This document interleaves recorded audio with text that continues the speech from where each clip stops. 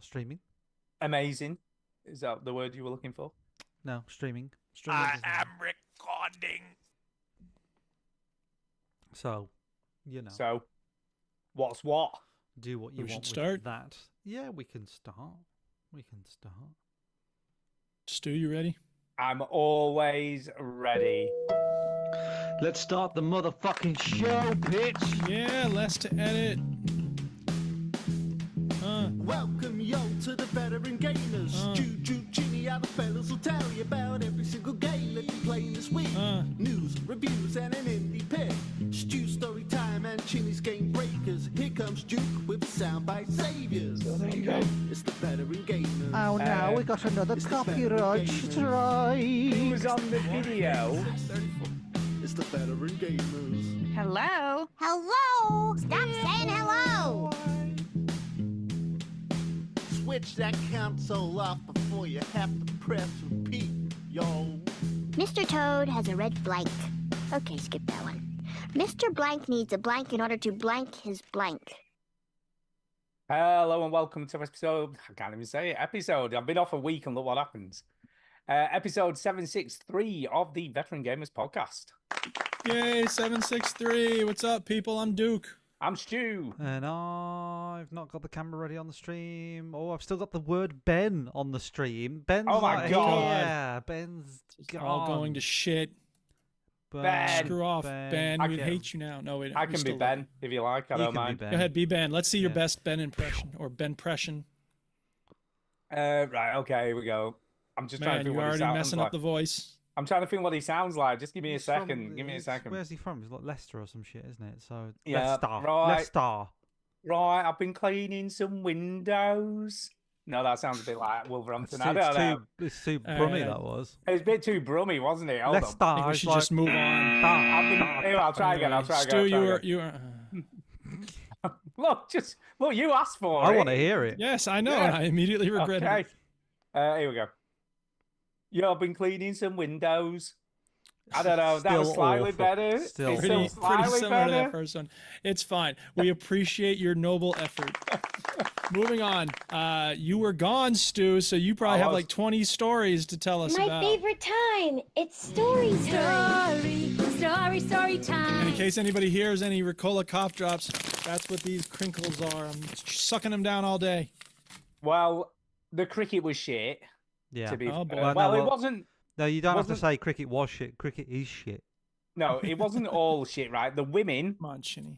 were brilliant. They won their game, and they had an overseas player called Mooney from Australia, Hmm. and she finished on 99 not out, so she was one off a century. Hmm. And she played amazingly. It was just brilliant. And they ran for 2 runs at the end, and the other player got run out. So it was a direct hit on the wickets, and she was out of the game because she was so close to getting a century. But she set a new record for the highest score in a hundreds match. So that's pretty cool. Yeah. In a and then- in a hundreds match of all time, or For women, For for the women. women's game, for the Right. women's game, I'm assuming. I see. But I don't know whether it was a record for the team she was playing for, which is the Manchester Originals, or whether it was a record in The general. I don't know. Manchester Originals, is that? Yeah. Is that the best they could come up with? That's what they came up with, the Bloody Manchester hell. Originals. But the men's team, they were a bit shit, really. The Kind of guy, like the U.S. soccer team at the Olympics. well, the opening Women did very batsman- well. Guys didn't do so well. Sorry, Oh, that's- opening batting for the okay. men's. Go on. The opening batting, Salt, was pretty amazing. He scored fucking shit tons of runs in the first 25 balls. Then he got out, and that was kind of it. Once he was out, it were a fucking shambles. They were just like falling wickets here, there, and everywhere. And they didn't. To be fair, the opposing team didn't win comfortably. I think they could have won a lot easier than they did. They made a bit of a meal of it, but yeah, at the end it came down. They had to get. I think it was something like 6 runs off 10 balls or something like that at the end. Which they had about 4 balls to spare in the end. So it was still fairly close considering, but yeah, could have done better. Could have done better. So that was that. And then yesterday, Millie and Kay decided to put the fear of God in me. Oh yeah, how's that? So that's what, because I was I was at work and I suddenly got Now I don't know. I've been doing a bit of cleaning, doing other stuff, right? So whether it was this, don't know. It's still a bit of a mystery. But I got a pain in the back of my calf, on the back of my calf boy. muscle, Yeah. Yeah. and it was quite painful. And I was like, God, it was like cramp. Like a leg cramp. It was like a leg cramp, but it wasn't. But it didn't go away. If you know what I mean. It's kind of still there a little bit now, but it's mostly gone back to normal. And came home, told both of them, and they were like, "Oh my God, you've got a DVT." And That ain't no joke. Deep vein thrombosis. well, You yeah, watch out. started rhyming off all the symptoms for it. Well, luckily, I only had the pain. I didn't have the swelling, and I didn't have the discoloration. I didn't have the hot skin. Yeah. In fact, I didn't have any of the other symptoms. The only thing I had was this weird pain in the back of my calf. Yeah. And then it sort of eased a little bit by last night, and then this morning when I got up, I thought it had kind of gone, but then when I walked around, it was still hurting a little bit, and now it has more or less gone. But fuck knows, I don't know whether. I mean, it it's can't hurt to talk to someone about it. Like, Nah, it's you fine. don't want to take any chances. Well, it's pretty much gone now, so yeah. I Or don't. it'll probably be fine. Yeah, I think it. Well, I think it's what it's called, a Charlie horse. I've never heard of this term before. There's that, yeah. So that's what it, which is a cramp that can last up to 2 days apparently. So, Sure. So that's what I think it was. But weird, Also, not a joke. It not a can be very joke. I've never painful. had it before, but everything seems fine. I haven't had any other symptoms. Do I think they I'm fine. recommend drinking a lot of water to prevent Charlie horses? Because I know that's something that can prevent cramps. So I'm just Yeah, constantly same. guzzling It's water. Same thing. You haven't played the health jingle. We are on health. Oh yeah. We are on health. Go It's on, true. Drew. I'm very sorry. I'm Health, health. It's time to 'Cause I'm talk sick. about health. Ricola. Sad about my knees. Sad about my knees. Sad about my. Sad about my Charlie horse. Yeah, it's too You long. see, But Yeah, it like is a bit too long. this is a video game podcast for people. What are you gonna do about it? But this is the health section. Funny enough, Stu, I had that this week. A massive, Oh my massive God. cramp. Charlie in, horses all a around. cramp in my calf, really? and I woke Is up. that true? It's true. I have had it before. Right. And Okay. I woke up in the middle of the night, and I was like, I think I'm dying.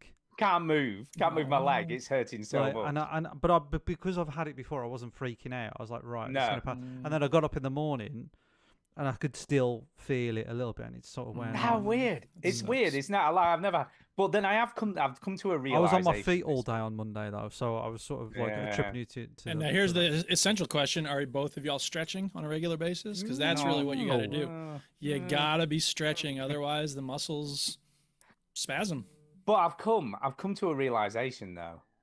What's that? I genuinely think it's just old age, right? I'm full of aches and pains, right? I had Yes, that and you happen. can ameliorate them a little bit by drinking a lot of water and stretching regularly. I've got a weird shoulder thing. If I stretch my shoulder in a weird position, it fucking hurts so much. Sometimes I feel a bit sick. You know what would stop That that? sucks. Stretching regular. Well, Yeah, not I don't think it would. necessarily. I don't think it would. would. I I think think it I've done would. something. And then I have this other weird thing where every now and again my ankle starts hurting for no apparent reason. You know, like when you've got a sprained ankle, and I can't Yeah. walk on it for a bit. And if I stretch it, this is true, Duke. If I do this thing where I push my toe into the ground and lean forward on it, that kind of eases it. So I think that's a tendon issue. Yeah, it could be. Something to do with tendon. Sounds like there's a tendency for it to hurt. Yeah.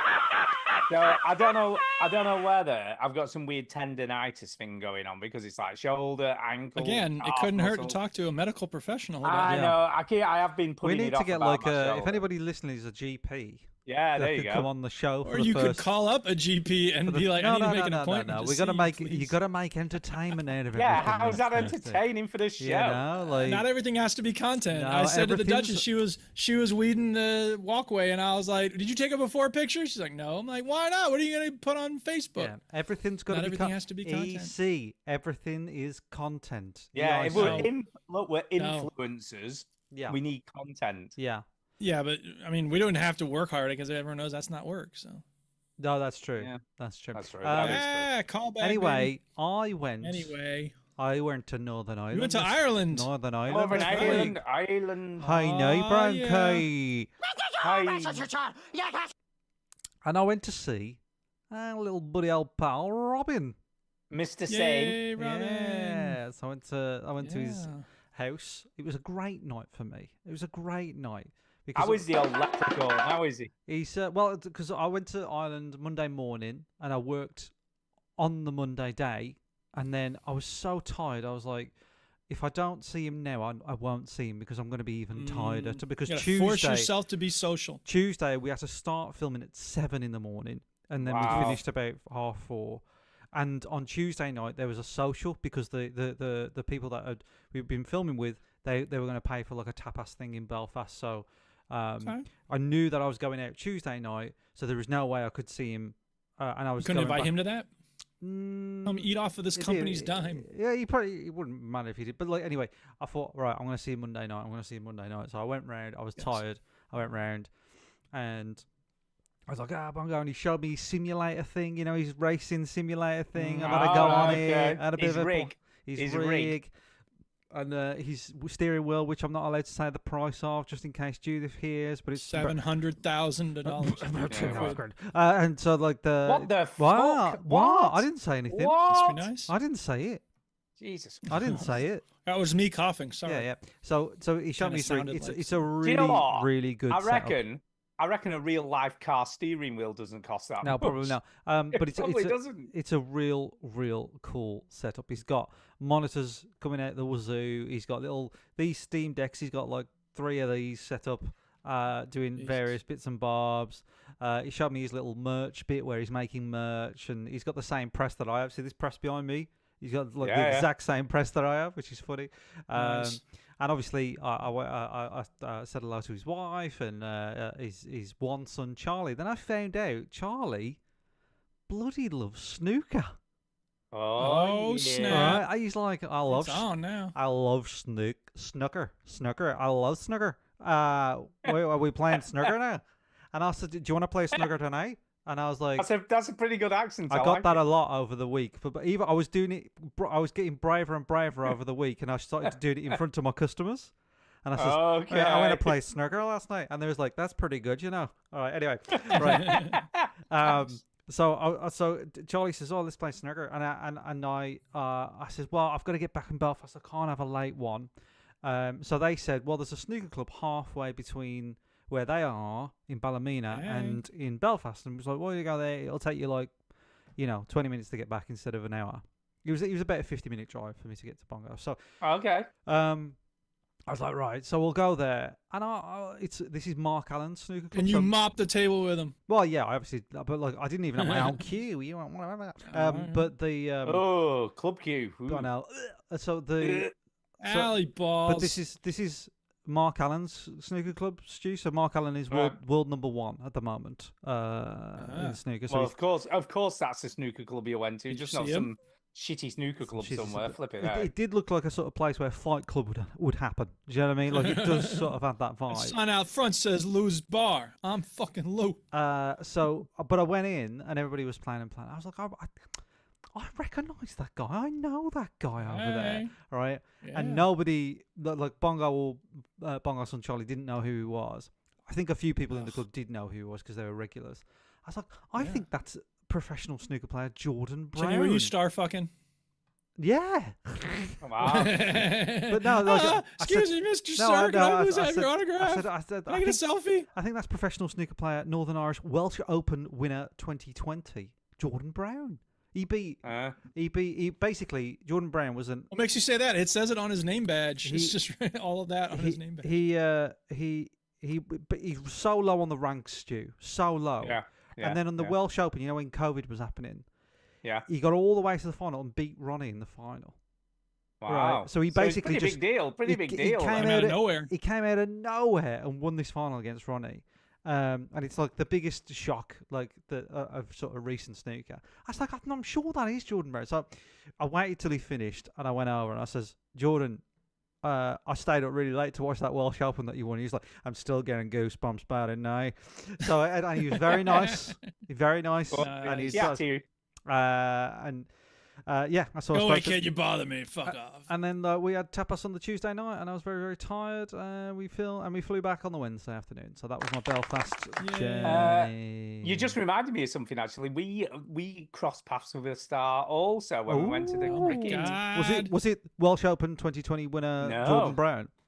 kind of bigger than that. I think it's bigger than that. It's not Oh, hard. nobody's bigger than that. Come I on. don't know. I think It's it's not hard to pretty get big. bigger than that, really, is it? It isn't hard to get bigger, but I think it's The bigger guy who than that collects the because dustbins. no, because as we were queuing up to go in, Was a it Aswad? taxi, no, a taxi pulled up literally about 10, 15 yards from where we were stood, and out got none other than Freddie Flintoff. Oh, Jumped out. Who the fuck is Freddie? well, that Flintoff? makes sense because you're at the cricket. We are at the cricket, but he doesn't obviously play for cricketer? Lancashire anymore. Yeah, he's a cricketer. But He's He's Okay. he's the coach for the Right rivals. to not care. So he's the coach for the Northern Rockets. So he was the coach of the opposing team. But Millie's like, that's Freddie Flintoff. And I'm like, no, it's not. Because, I mean, I'm assuming you've seen him lately, haven't you? He's quite disfigured after his accident on Top Gear. No. So he's, well, basically, he had a massive accident on Top Gear, which basically no. ended the show. Oh. And he tore all his nose off, half I of his see. face, Oh, all wow, his yeah, He should yeah. not have been driving at Top Gear, just slightly And- less than Top Gear. And he's been in he was in hiding. He was a bit of a recluse for about 6 to 8 months. He Oh, yeah, I didn't can do see social him, yeah. Media, I had no didn't idea do this happened. To him. anything. And when I saw him, I was like, I don't think it's him because he actually looked more or less fine. And I was like, well, where's his injuries? So they've done a hell of a job Oh, Why is his face not all fucked up if that's patching him? him up. Yeah, Hey, no, they've you! done a hell of a job Why is your patching him face up. not fucked up? And I said to Millie, go and get a selfie with him then. And she's like, no way. And she wouldn't go over. Two lads who No. were behind us. Two lads who No. were 10-year-olds behind us ran over and got a selfie. And it was Course- really cool. He was just course like, he yeah, was. of course I will. Oh. And then another dude in the queue got a selfie with him as he was walking past. And then as we got in, Hmm. he'd obviously gone and stashed his shit. Hmm. And he jogged literally right in front of us. And Millie's just like, oh. Because she's got a bit of a thing for him. I'm like, he's 47. Oh, yeah. He's 40. So And what, she's man? like- Age is just a number. She was literally, that's exactly what she's like. Yeah, but he's fit.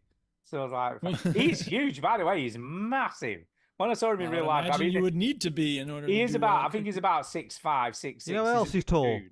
Welsh Open 2020 winner Jordan Brown. Is he? Was he tall as well? Yeah, he's tall. So that was pretty cool. Saw Freddie Flintoff, like literally almost next to him. So that was kind of cool. All right. Right. And we're going to talk video Good games because stuff. I've got a shit ton of stuff to get through. Oh, no yeah, lie. let's Yeah, absolutely. I mean, I got to meet a friend of mine I hadn't seen Oh. in 20 years, but fuck that Oh, shit. We don't have time for Oh. it. What you been playing? What you been playing? Mark knows Look, what's up. It's all right. Look, to be fair, Ju, you're the one who's usually moving us on, so I'm just saying. But anyway, easy to me. Go for it. I think to be fair, I need to just jump in and say Yeah. my You shit. instead of- do. Yeah, but you could also once in a while be like, "How about you, do? How was your anyway?" Well, you yeah, usually no, don't this wait guy- for us to give you a bloody prompt, do you? How often do you wait for us This to prompt guy you? I went to school with named Mark. We weren't like really close friends or anything, but we both loved the same kind of comedy and stuff. So over the last 20 years on Facebook, posting stuff and, hey, did you hear about so and so? And I went here and saw this person. And then he was like, earlier this summer, he's like, hey, I'm gonna be like traveling. When's a good time to come maybe by and see you? And I was like, well, August would be good, but make sure it's before such and such a time. I got to start getting ready for school again soon. Earlier this week, he goes, hey, are you going to be around on Friday? And I was like, dude, we are having a party at our house on Friday. You got to be there or there will be other new college people. And he came and it was awesome. So I got to see him and it was really cool that it all worked out just like that. And yeah, it was a great party. It was a very busy week catching up, getting ready for the party. So it was a hochin week. I was very hochin for a lot of the week because I was getting ready for the party. But it was a great party. And yeah, so a lot of fun. Good stuff. Yeah. Hochin. Parties are always great. Yeah. Well, no, not always, but a lot of times they are. And this one was. So. Even crappy ones are usually better than not doing it. I'm going to a Well, I party, could tell you know some what I mean? stories from when I was a kid, but you don't want to get into that. Okay, moving on. Okay. Let's talk about video games.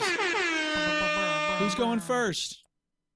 Well, me and you have got a fucking shit ton of Yeah, stuff. Stu, you've been gone. You go first. Go ahead. Ginny's got bollocks all. Tell us about the fun games you've been playing. So, massive patch came out this week for Fallout London. Finally, Oh, okay. so They fixed 3 everything? weeks. Well, so I downloaded the patch. That's a no. No, well, let me just let me tell the story. Go ahead. So I tell the story. downloaded the patch and I did all the shit. Started up the Yes. game.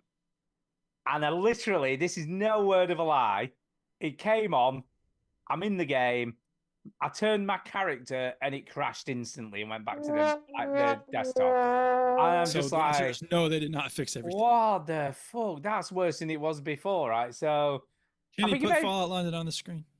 I'm thinking maybe, did I do this right? Did I do it right? Is that what I'm supposed to Maybe. do? I don't know. You see, unlike a traditional game that when you download a patch, it just automatically installs it and your jobs are good You've enough. got to take care of it yourself with this Boy. indie thing. You kind of do. So what happened was, I reloaded it again, and there is on the start game, there's an update button, but I thought, do I need to press that as well? So I had to update, and when you Can't hurt to press it. update, well, that's what I did. I thought I'll go for it.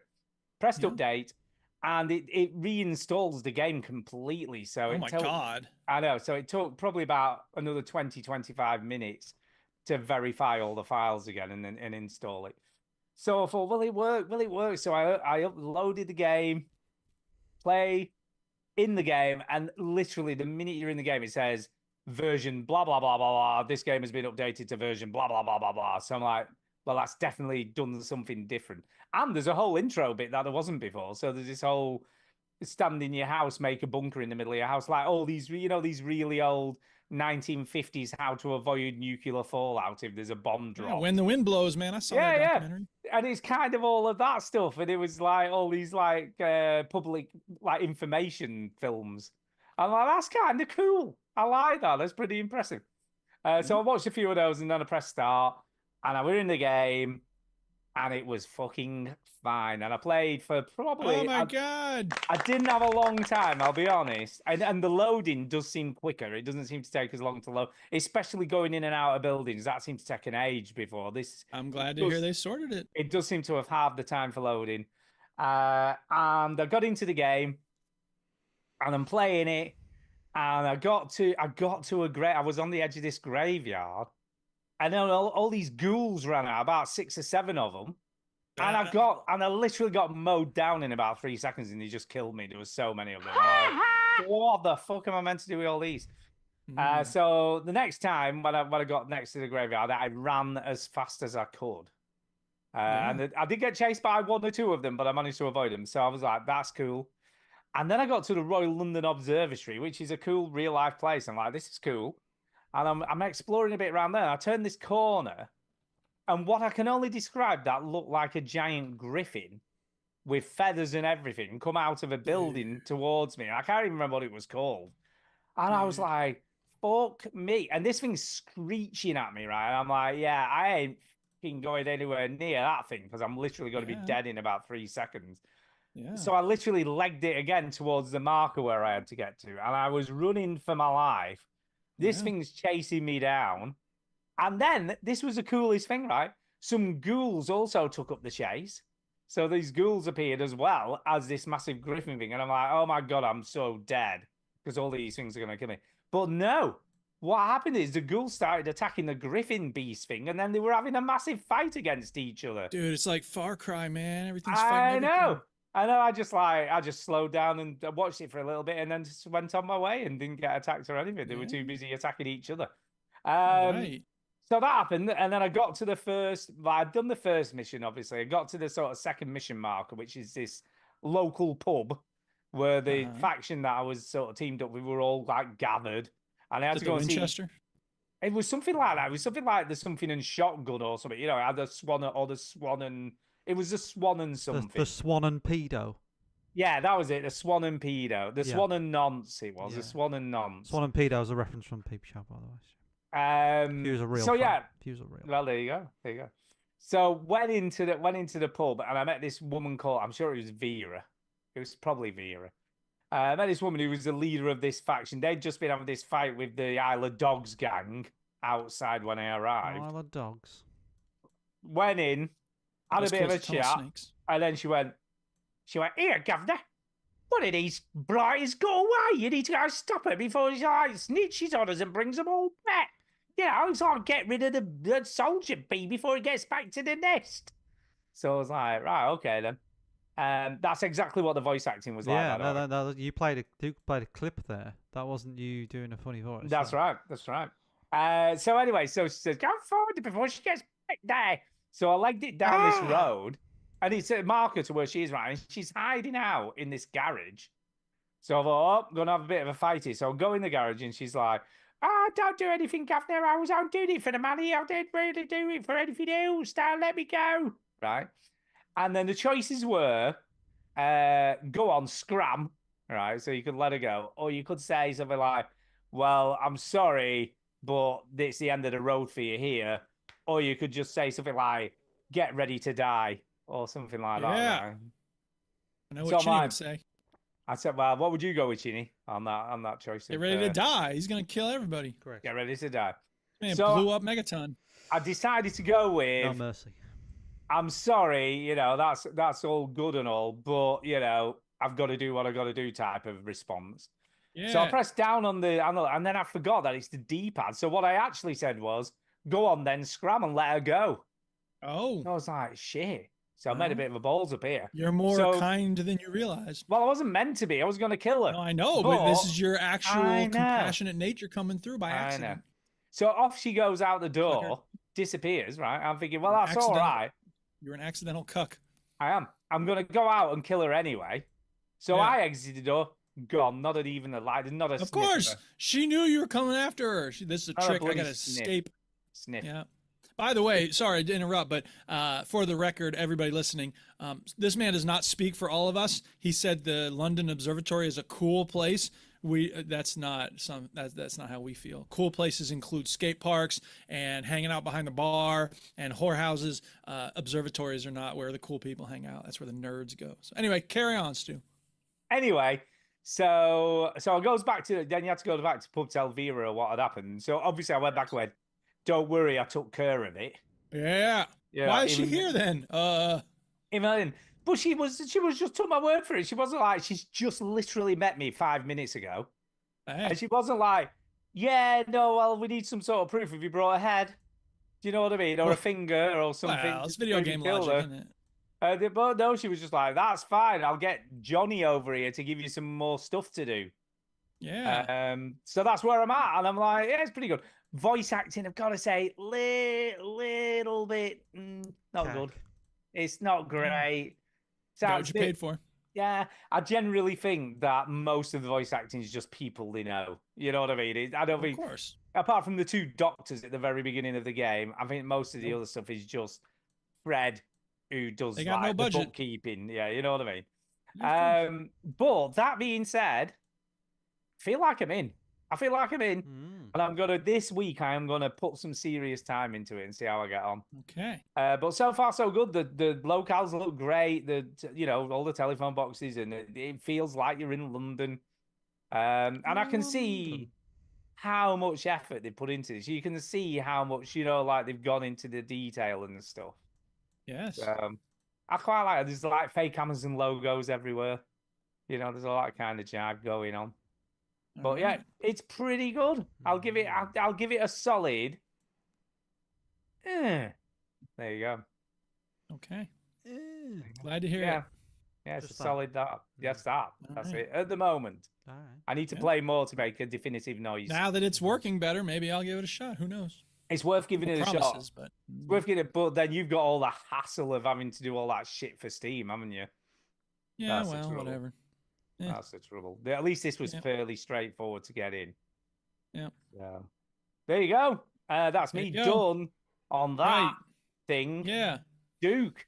So, Steam had I don't remember what it was this week, but it was another fest of maybe cozy games or relaxing games or Oh, something. yeah. I don't know. Anyway, whatever. I played a bunch of demos for that. So one of them was called Mirthwood Demo.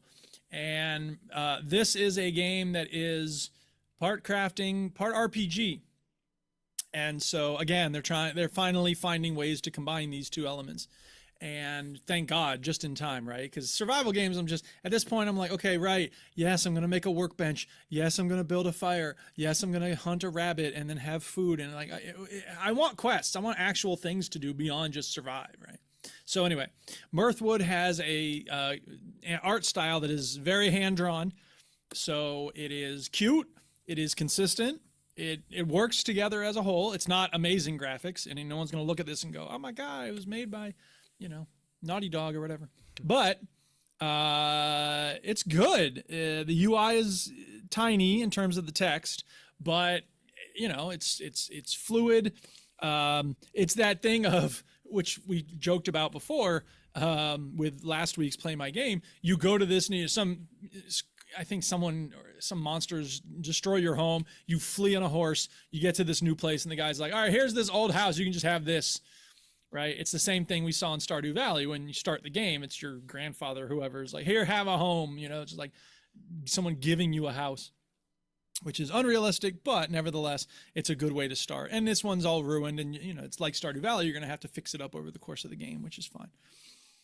It's kind of a medieval proto-Europe Stardew Valley, this game, because you clear off some land, you plant crops, there's a town nearby, you get to know the people in the town, and there's a genuinely sad story in one of the first quests. It's called the Medville or something, Meadery.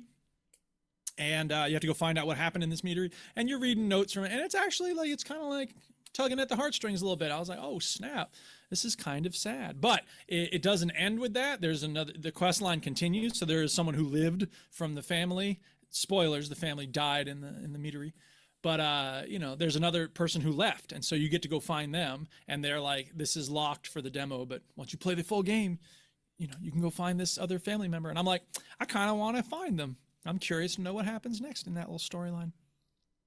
Oh, there you go. I like the art style. Yeah, I do. I quite like the look of It's it. good art. It's cute. There is when you're talking to the characters, there's a kind of Oblivion style sort of mini game in it in terms of like what you talk about and what they're interested in. So you have like 5 options. You can gossip, or you can talk about intellectual things. You can talk about philosophy. You can talk about games. And you're kind of taking a stab in the dark to what the person you're talking to might be interested in. So if you get it right, then your bond of friendship improves, and if you don't, then it decreases. So it's a little weird. I got a little sick of that quickly, but whatever. And the other thing that kind of bugs me about this game is that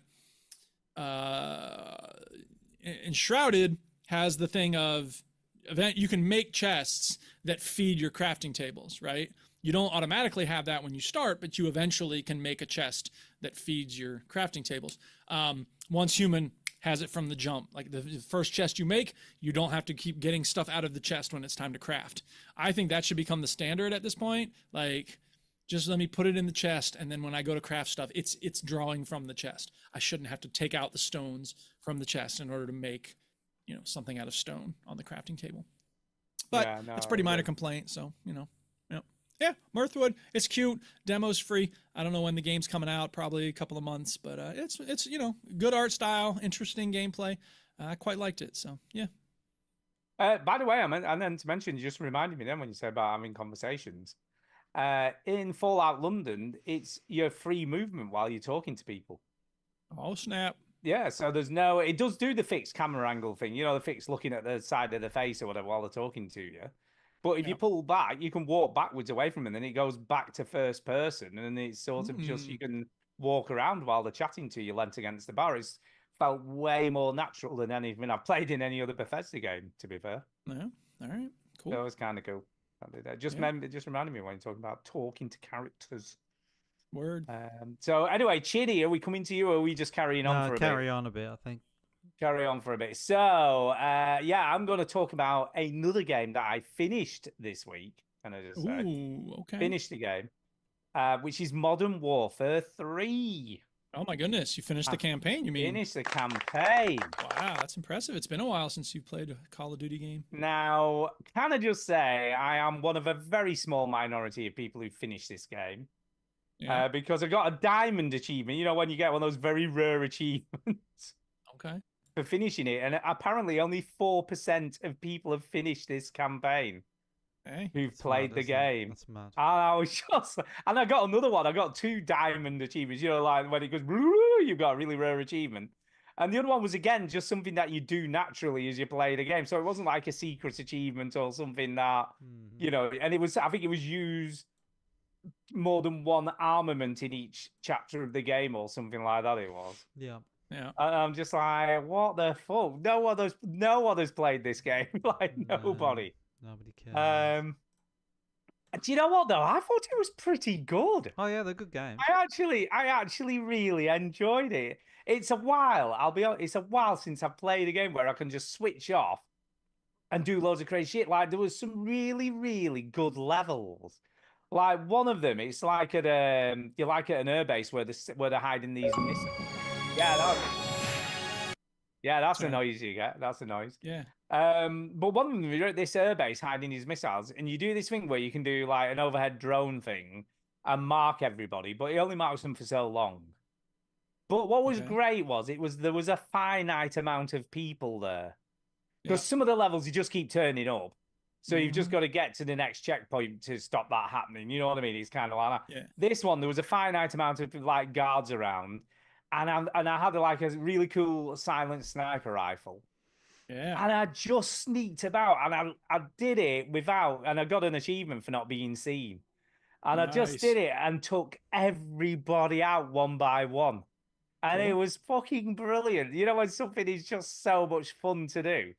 And they had sort of patterns in where they patrolled and stuff, but it wasn't really rigid. You know what I mean? It did feel fairly natural the way they were wandering around talking to other guards and stopping every now and again and stuff like that. And it was just great waiting to get one on their own, then shoot them, and then like move on to the next one, you know, and just sort of gradually. And I just cleared all of them. I just killed all of them, and before I actually went, and it was great because I could just walk straight across to where I had to go to get in the I bunker. killed all of them, like Yeah. Obi-Wan or Darth Vader. I was going to say it definitely wasn't Obi-Wan. Yeah, no, it was Obi-Wan actually. He was made it? Darth Vader think he did it, but it was actually Obi-Wan.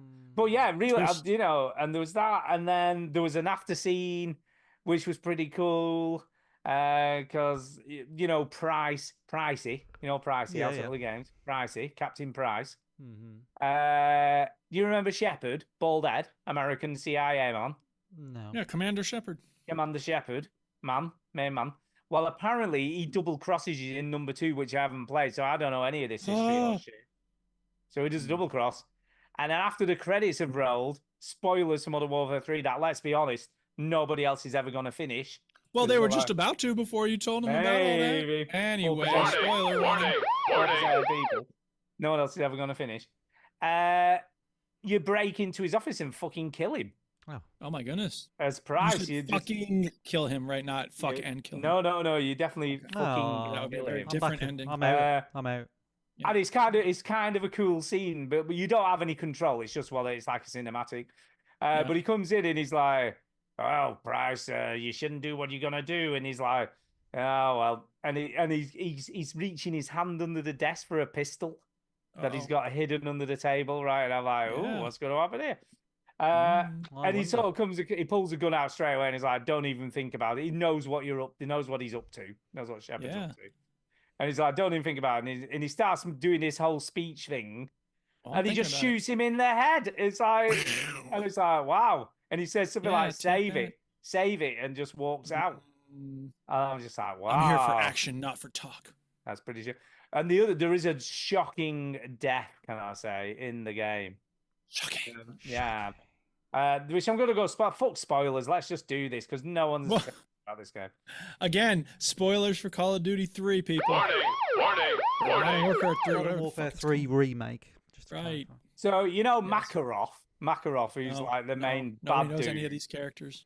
So Makarov's the main dude. He's like a It's Russian not a kind of fish. defective dude who's trying to frame Kazakhstan for all this bad shit he's doing, right? So that's the basic, Kazakhstan has gist best of the game. potassium. gist Yes. of the game. And you know, Soap out of all of the other Call of Yeah. Duty games, Modern So Warfare games, McTarvish. Soap McTavish, fucking Makarov kills him. Oh my god, that is You're shocking. you're trying to defuse a bomb, right? And they they all like appear from nowhere, and Makarov grabs Soap and literally just shoots him in the head in front of you, like Damn. literally. And I'm like, oh my god. I mean, the last game I played in this series was probably, I think it might have been Black Ops campaign was the last campaign I played. But in this Yeah. series, the original Modern Warfare game's the last one I played. And obviously, Soap were quite a big character in that. You know what I mean? Yeah, he's the most identifiable icon. He does die in the original Modern Warfare 3. Soap. Just let you know. In Modern Warfare I 3, guess it this makes is Modern sense then. Warfare 3. This is what I've No, just. but Okay. this is the second Modern Warfare 3. This is the is. second Modern Warfare 3. Well, he can't die in both of them. This Sure, isn't. apparently he they're not can. canonical. So they you got Modern Warfare, Call of Duty 4 Modern Warfare, which is 2007, right? Which changed Yeah, everything. yeah. So Play that's that. Play technically that. Modern Warfare 1. In Right. 2009, you got Modern Warfare 2. Yeah. That's the one that followed it, and everybody got the nuke for 25 kills. In 2011, you got Modern Warfare 3 Well, why is this one called Modern Warfare 3? because in 20 Because they're boring and they refuse to make up new names. nobody was for buying shit. because nobody was buying Call of Duty games anymore. So in 2019, they remade Modern Warfare and rebranded it to be like, we're remaking the Call of Duty 4 Modern Warfare. We know you like this. All right. We're just So gonna they redo remade it, and it's but with a different story. It's a different spin on the same story, like a different sort of retelling. of the Right. same So story. it's the same moment. Makarov It's- kills him in both It's the games. same characters with new Yeah. characters sprinkled in, and I don't know what happens in 2 and 3, but I know Soap dies in 3.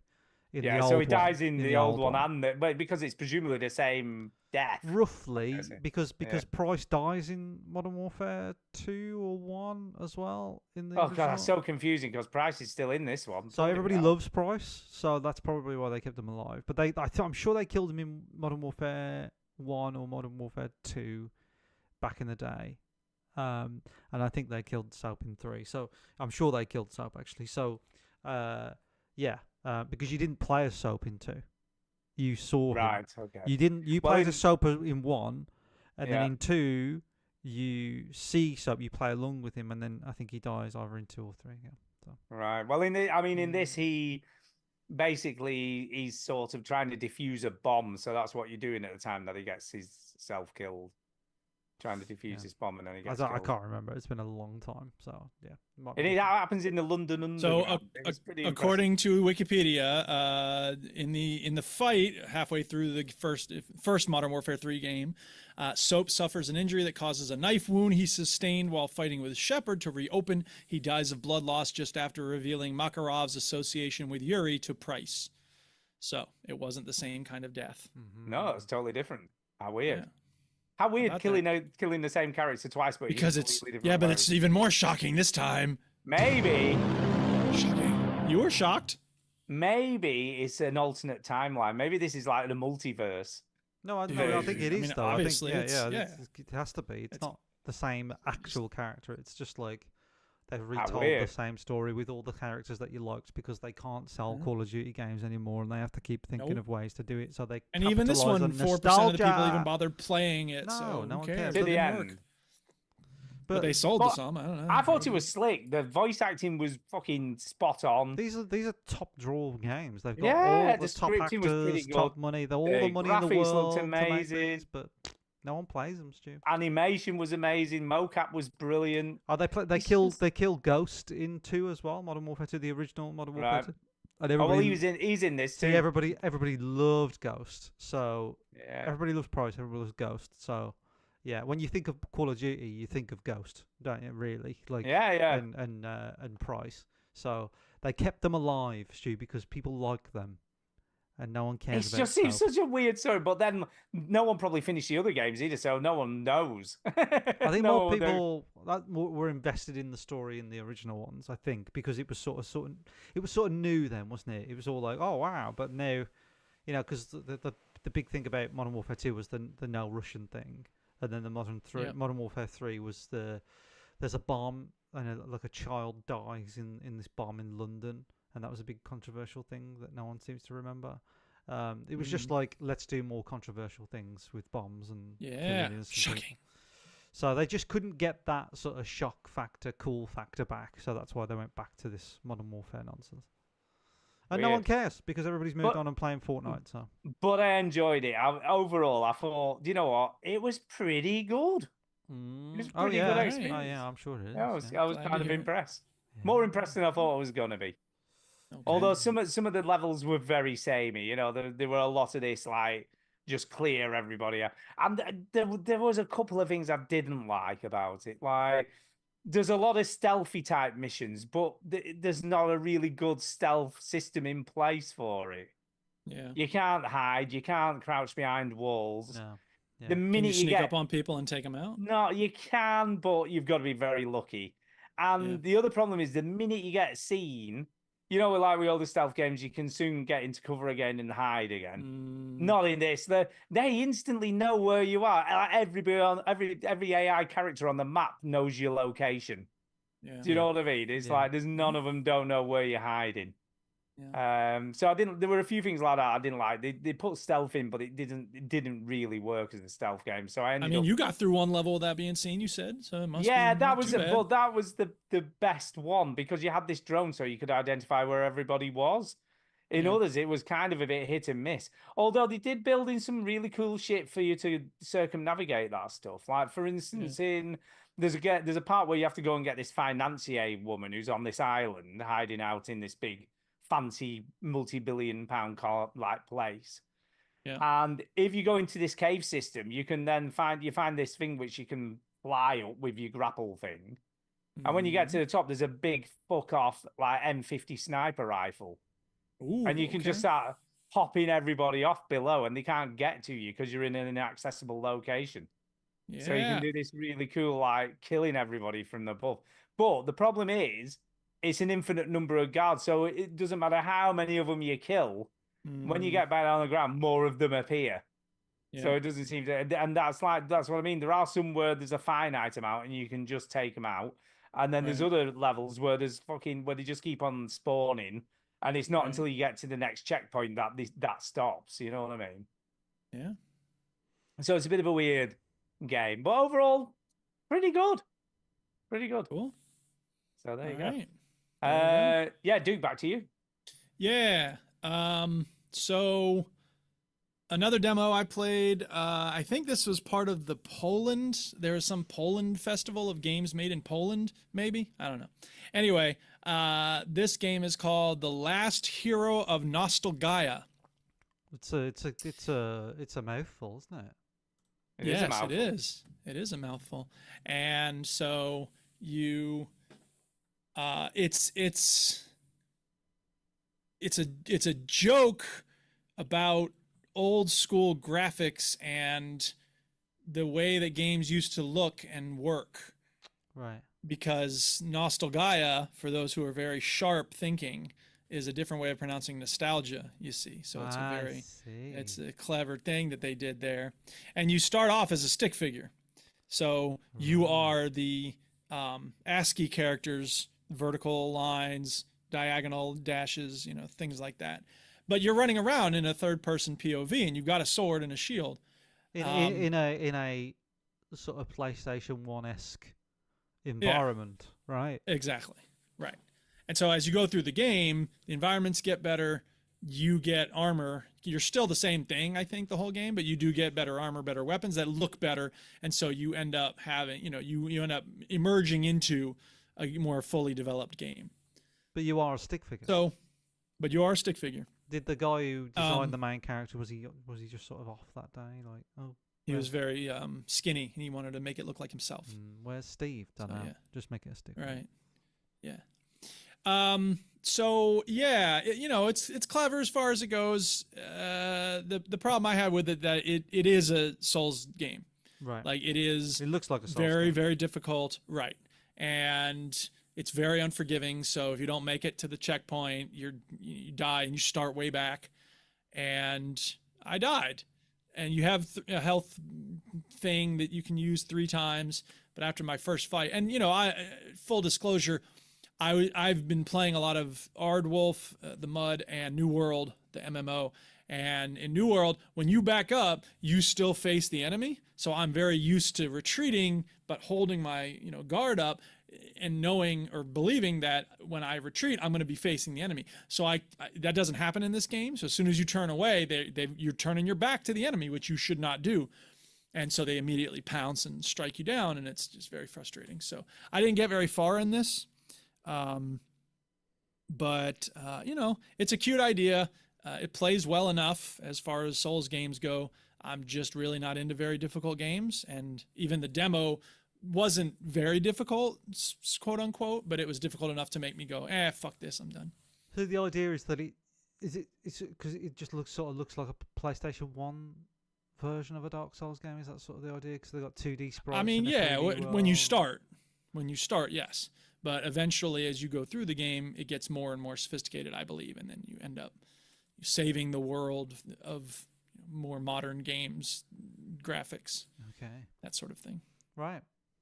It does look Yeah. pretty cool, I must admit. I do It's like the look kind of of a it. neat idea, yeah. It, like I said, it works well as far as it goes. If you're into Souls games, you certainly could try out the demo. It's free, and I don't know when it comes out. I don't think it's out, but it could be. I don't know. So, and it's got a good sense of humor about it. So, It does yeah. look pretty cool. Chinny, are we coming to you or am I carrying on? Carry on. I mean, I've got like. Okay. nothing, Well, basically. Let's do one more round each, you and me, Stu, and then we can talk about playing my game so Chinny can get in on this. yeah. So I have played a game where I laughed a lot for 3 hours. I Oh my laughed an goodness. awful lot for 3 Oh, hours. I know what you play. So, I want to I play can't- this, you bastard. Well, you can do because it's on my Steam list. You can just play it. Oh yeah, Just but play it. I don't have time to play on Steam. You don't have to play with time for 3 hours. No, Uh, to be in this room to play it on the Switch because Well, it's on the Switch. It is on the Switch. That is also true. So I can play it What on is the- it? But the game in question is called Thank Goodness You're Here. Oh, good. This is Okay. Oh, that's the one we were Oh, talking about last week. this is the one that were like stew. This is basically an average day of stew. Like this It game. is. It's like It what is. It's happens in very stew. northern. The very Uh, British game. There's a lot of influences here. I mean, it's very Monty Python-esque. I mean, Mhm. there's a lot of fucking crazy, surreal shit going on. It's Literally like the Monty whole Python, but time. like funny though, right? Oh, it's very funny. Hey, It's hey, very. hey. There are some. Hey. Looks like Monty Python meets Family Guy. I feel like it's one of those games that they just throw so many jokes. Some of them will hit, some of them will miss. Yeah. Do you know what I mean? They throw a lot of stuff at you, even in the first, like, however, like the first, I can't remember what it is, but you get a menu up like at the very beginning, and it's sort of Howard Tom or something like that, and then he says something else, and then he says what? So apparently, if you click on what, it enables subtitles and translations of what's being said in the game. Okay. Well, that's Yeah. helpful. And it also at the beginning of the game, it has all these like adverts that you get on the telly, and where it's like, get some beans, not quite peas, not quite beans, and it's just stuff like that constantly. All these like crazy Mm. things. Mm. And the basic premise of the story is you're a salesman from somewhere, and you got to go to Barnsworth, it's called, which is really Barnsley, which is obviously in Yorkshire. Barnsworth. Barnsley, yeah. And you've got to sell something to the mayor. You're not entirely sure what you're selling or why you're going. It never really explains that. Why are you but so diddy? Why are you so little? Is that just? I have no, uh, again, there's no reason. just No the reason. way You're it is. just tiny. Right. And that's funny. Like at the beginning, when you jump out the window there at the beginning, the boss guy goes, "Why didn't you just take the door?" Yeah. you know what I mean? It's like it's just crazy shit.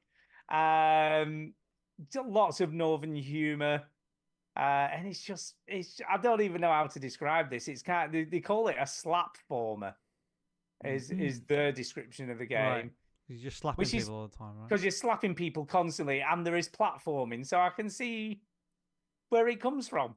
Hmm. And I guess so. it's very easy. There's no challenge in the game, and the basic premise is you go see the mayor. The mayor's busy for a few hours, and he hasn't got time to see you, and then you just decide to explore town instead, and people just give you weird tasks to complete for them. And that's the premise of the game. And every time you meet someone who has a task, you go, "Oh, thank goodness you're here." And then obviously That's the name of the game. that's the name of the game, and it tells what it wants to do.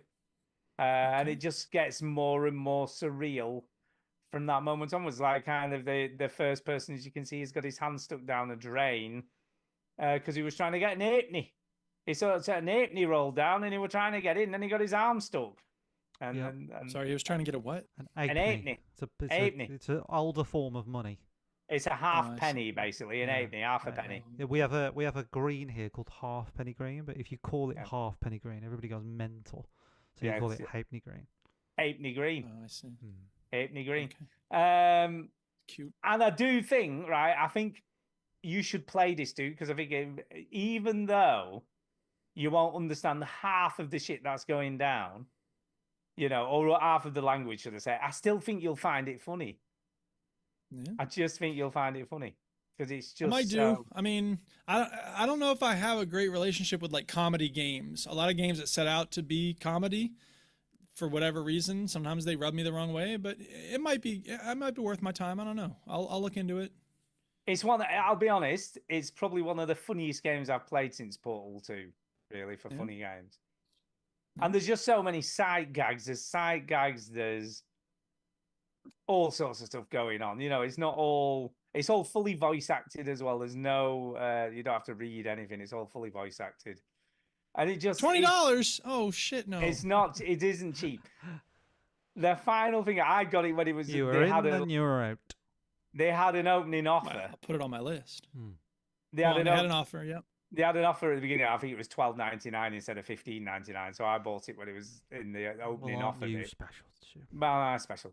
But my advice is, it's worth the cash. It's better than probably most funny movies you go to see because it is just funny.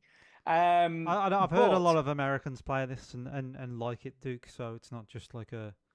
Well, you know that my sense of humor isn't necessarily the standard American approach, but yeah, you know, whatever. I'll look into it. I'll put it on my wish list. I think the fact that you like Monty Python would put you in very good stead to play this game. Right. Good to know. But yeah, no reason why he's so small.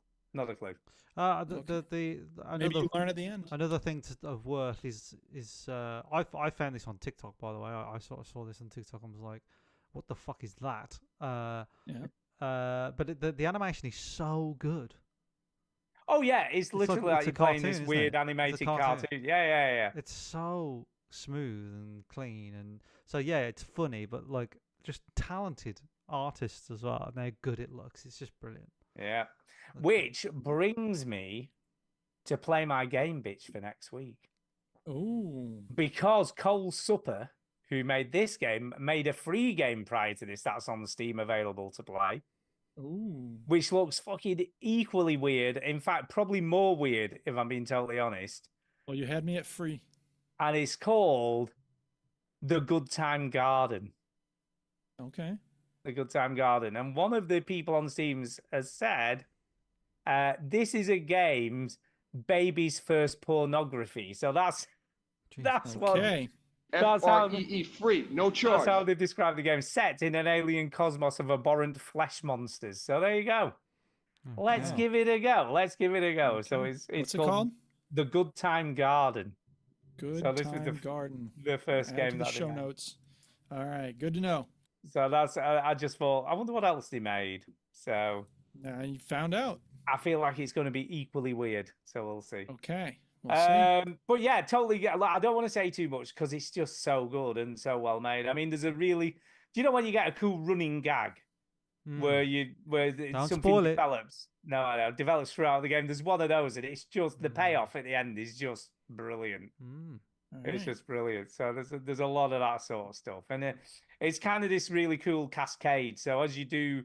It's a little bit Metroidvania, dare I say, which sounds like a weird description. There's some writing on the wall, on the back of the wall in this kitchen. It says Roger is a nonce. Yes, there is. Roger is a nonce. Yeah, there is. Brilliant stuff. Brilliant stuff. But yeah, it's very Metroidvania. There's some stuff you can't do till you've done other stuff, if that makes sense. But like I say, it was literally 3 hours, bang on 3 hours from start to finish, and I did it in one sitting, just sat there and played it. But yeah, massive thumbs up, massive recommendation. It's great. So there you go. Okay. So thank goodness you're here. Best Northern game ever made. Thank goodness you played it. Yeah. Yeah. Good. Right, but I'm guessing back to Duke. Is that right? Chini, yeah, I'm going to do one more and then we'll get into play my game. So this is actually a pair of games. One I played last week and one I played this week. They're both rhythm games. The one I played this week is called Mirth Melody. Apparently it's a demo. It's like one of these like self-contained things. It's a demo for the larger game. And it feels like a very low-key game, Mirth Melody. Mirth Island, I think, is the full game that's coming out in a month or so. Mirth Melody is very, very simple. You are a bird on an island, and you can play your guitar, and so it's a rhythm game. And when you play the guitar, the other animals come along and jam and groove with you while you're playing your guitar. Isn't that nice? So it's cute. It's nice. There's not much to it. There is an easy mode and a hard mode for each song, and you choose it when you start up playing. The hard mode's a little tricky. I had it on the controller, and it tries to keep your fingers. So it defaults left bumper, right bumper, X, so that you're kind of moving. It's up, down. But I actually found it easier to play when I had it on the keyboard, because then it just felt more spatially sensible. I don't know. It's hard to explain, but I could do the hard mode game of the songs more easily when I was using the keyboard than I could on the controller for whatever reason. So, yeah, I mean, it's cute. I don't really know. Like, you can pick up other objects besides your guitar, but I couldn't really see any reason to do so. So, whatever. And the first song is very chill and laid back, so everyone's just sort of bopping a little groovy tune. And then the third song is rock and roll.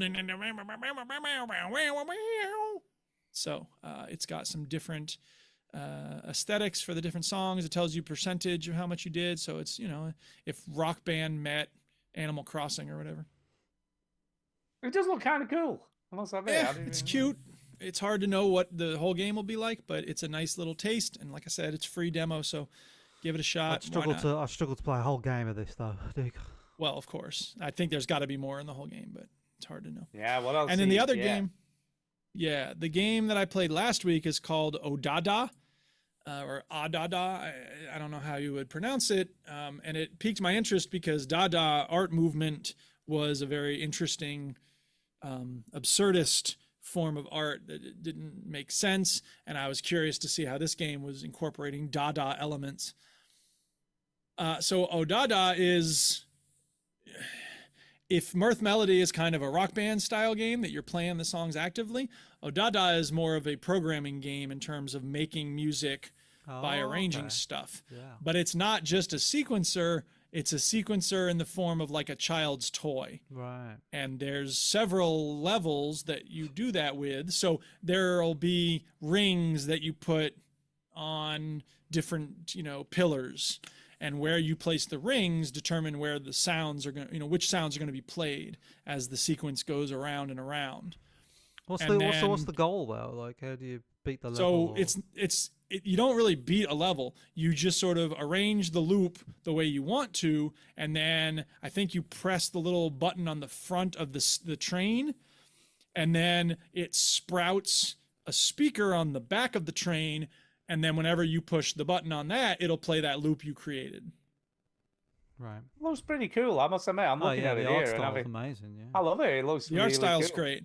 And then once you have several of the train cars, you can play them or not. You can turn them on and off. And then if you lift them up or lower them down, it adjusts the volume. So you have these loops you've made, and then you can fade them in, fade them out while the new one is playing, and you can arrange the new one in concert with the other loops you've got going. It's a lot deeper than I thought it would be. So it's very interesting. The art style is great. The mechanics, there's nothing telling you what to do. You got to kind of just play around with it, and eventually, obviously, you'll get it. I like the look of this, I must admit. The thing that impressed me the most is once you get done with all the different levels, your train then goes into like a stage. And then there's like a performance basically where, there's like stuff going on the stage, and then you adjust the train, and you can, fade in and fade out your loops and stuff. And then it makes like a recording of that performance. Oh, I see. And then you can put that on a cassette tape, and then you can have that. So it's this very interesting series of things that ends up being more than just something to play around with. You can actually have a thing in the game that has your performance on it. Yeah, So, looks super creative. I like that. it. It is. It's very creative. It's very well made. It's very polished. It's silly. It's ultimately kind of pointless in terms of like there's no bosses, there's no fighting, there's no goals, quote unquote. But it's still very fun and cute, and it is, like I said, more sophisticated than I expected. Yeah, so I mean, literally, it's all about being creative, isn't it? That's all this is. It's not. It is. It's not about fighting a boss. It's about just having fun and jamming. It's a toy more than a game, I think we could say. But it's a very well-made toy, and it's a very interesting series of levels. So I don't know. I assume the whole game would have a lot more of those levels. I don't know for sure, but it's cool. I like it. I'm going to have a go at this because I like anything musically creative. Sure. I mean, what does it sound like? Because obviously we can't hear it, can we? Yeah, it's got some interesting varieties of sounds. So a lot of them are kind of like woo woo woo woo woo woo, but then there's also some that are more percussive. There are some that are more bass, or some that are more treble. So it does have a good variety, such that they do sound good when you mix them all together. Yeah, does he do this thing where it puts everything in key and everything? So even if you're just fannying around, it still sounds good. Right, exactly. It is gonna. I don't know that it matches key, but it might. I don't really know enough about music to say, but it generally sounds pretty good because you're not really adjusting pitches. Yeah, you're not making melodies. Notes. You're just getting it to do stuff. Right. Yep. I like the look of this. I'm going to give this a go for next week. Give it a try. I really like the look. I love stuff like this. Anything that's creative, I really enjoy. I think you'll like it. Yeah. I think I will. I mean, just looking at it. It is very, very abstract, though, isn't it? Like it is very abstract. Yeah.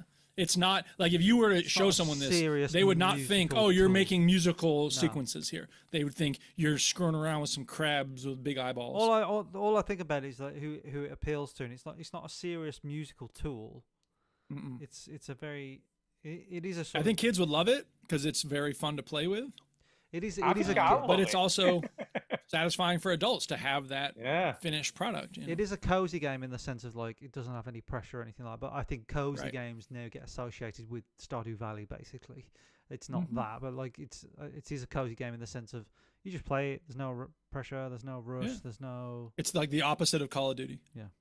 It is the opposite. And then I think that's how we define cozy is like no killing, no dying. It's just like Stardew Valley. You can't die. It's just having fun. And I think what's also kind of cool about it is everybody will make something different, won't they? Because it depends on what order you put your houses or whatever it is on top of each other. You'll get different variations of sound or music or whatever coming out of it. Yep. I like it. I really like the look of this. You've totally convinced me. I'm going to give this a go. Give it a go. Everybody out there. Oh, Dada. Give it a shot. O-D-D-A-D-A. Yeah, I was going to say, when you said oh, Dada. I don't know that Chinny would like it, but. No, I don't know. He's pretty creative. Maybe. Yeah, it is interesting. I don't. It doesn't take long to play the demo, so you have time. Yeah, I'm going to give it a go. You've got time. I'm going to give it a go. I really like the look of this. Right. Right. Yeah, play my game. Yeah, play my game, bitch. Bitch. Yeah, bitch. Yeah, bitch. Play my game, bitch. Yeah, it's got the Breaking Bad connection. Yeah, bitch. It's my big Springfield behind Shelbyville. So, talking of Activision, I didn't realize this was Activision, which it is. So, like Call of Duty, but it's not Call of Duty. So this is the part of the show where we all play the same game. Last week, we asked Ben to pick the game, and he chose Crash Bandicoot, which has been re-released on Xbox Game Pass. So this is the Insane trilogy, isn't it? So just to were you all into these games back in the day? No. Nope. Were you all Crash? Nope. And can I just say off the bat, I'm not into these games now either. After playing it. Oh God. I feel like 3D platformers were a relic of their time, not because people were eager to play them necessarily, but because 2D platformers had been such a standard thing. Like Super Mario Brothers was the original NES, right?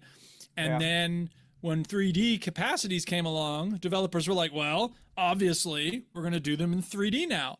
And so when I think Donkey Kong World was one of the first ones I ever saw, and I was just blown away. I was like, oh my God. And that was the next step for, making games. And we wouldn't have Call of Duty if we hadn't gone through it had to be platformers because we didn't have the capacity to make big open world games or military levels or anything back in the day. It was just run, jump, spin, whatever. But you play them now and you're just like, oh my God. Yeah. I think the issue I think the issue I had with it is just so boring. I was just bored. Yeah. I'll be honest, I gave 1 and 2 a go because I'd always said just play 2. I played all 3 of them. Well, I wasn't that know. much of a glutton for punishment, but I played the first one and I was like, because we played this in not very long ago, didn't we, Chinny? In Uncharted 4, yeah. Yeah, the original What? Crash Bandicoot. Yeah. They threw Crash Bandicoot in? Yeah, you play the game in the game. But it's not Okay. like this at all, is it? It's literally you just running down. It's like an infinite runner type thing, wasn't Yeah. it? Jumping over Ginny, holes. put it on the screen. No. But I'll be honest, I played this and I was literally bored. The first game, I was probably bored after about 5 to 10 minutes. I'm like, this is boring. Yeah. Nothing And happened. it's got a damsel in distress, so it's God. Not much changes. Oh, I'm bored. No. So, well, I maybe- will say, go ahead. Go on. No, go Well, ahead. The controls in the second one are much better than the first one. yeah. Because I was playing the first one, I was just like, I kept dying, falling down holes, hard to tell where it is. The second one, they really nailed it. There were some point of view shifts where you were down in the little area and then you'd shift, or maybe it went, no, the third one is where you go the 2D ones, or you go on these floaty discs or whatever. That's a little disorienting, but I just, There's yeah, 2D I had sections to in give it the up to second them. one. There's 2D sections. Okay. Yeah, there is. Okay. Yeah. Yeah. So, I tell you what though, it's a good remake. I'll give it that because Yeah. I looked at some footage of the original, just to sort of have a look at how much they changed, and they completely redid the cutscenes, redid the voice stuff because there Yeah. are some voice bits in this. And as a remake, it's pretty good. Like it looks Yeah. good. I think this is probably what the game looked like to people that this is probably what the game thought it looked like. You know, when people played this, like, yeah. like Ben probably plays this and it's like, yeah, this is exactly what it looks like. It's fine. And then you look at the old one, and you're like, oh my god, it's awful. But I think this is, it's got to be nostalgia. There's no. We are 3 people here that have no love for Crash Bandicoot. I never got into it at all. People love it.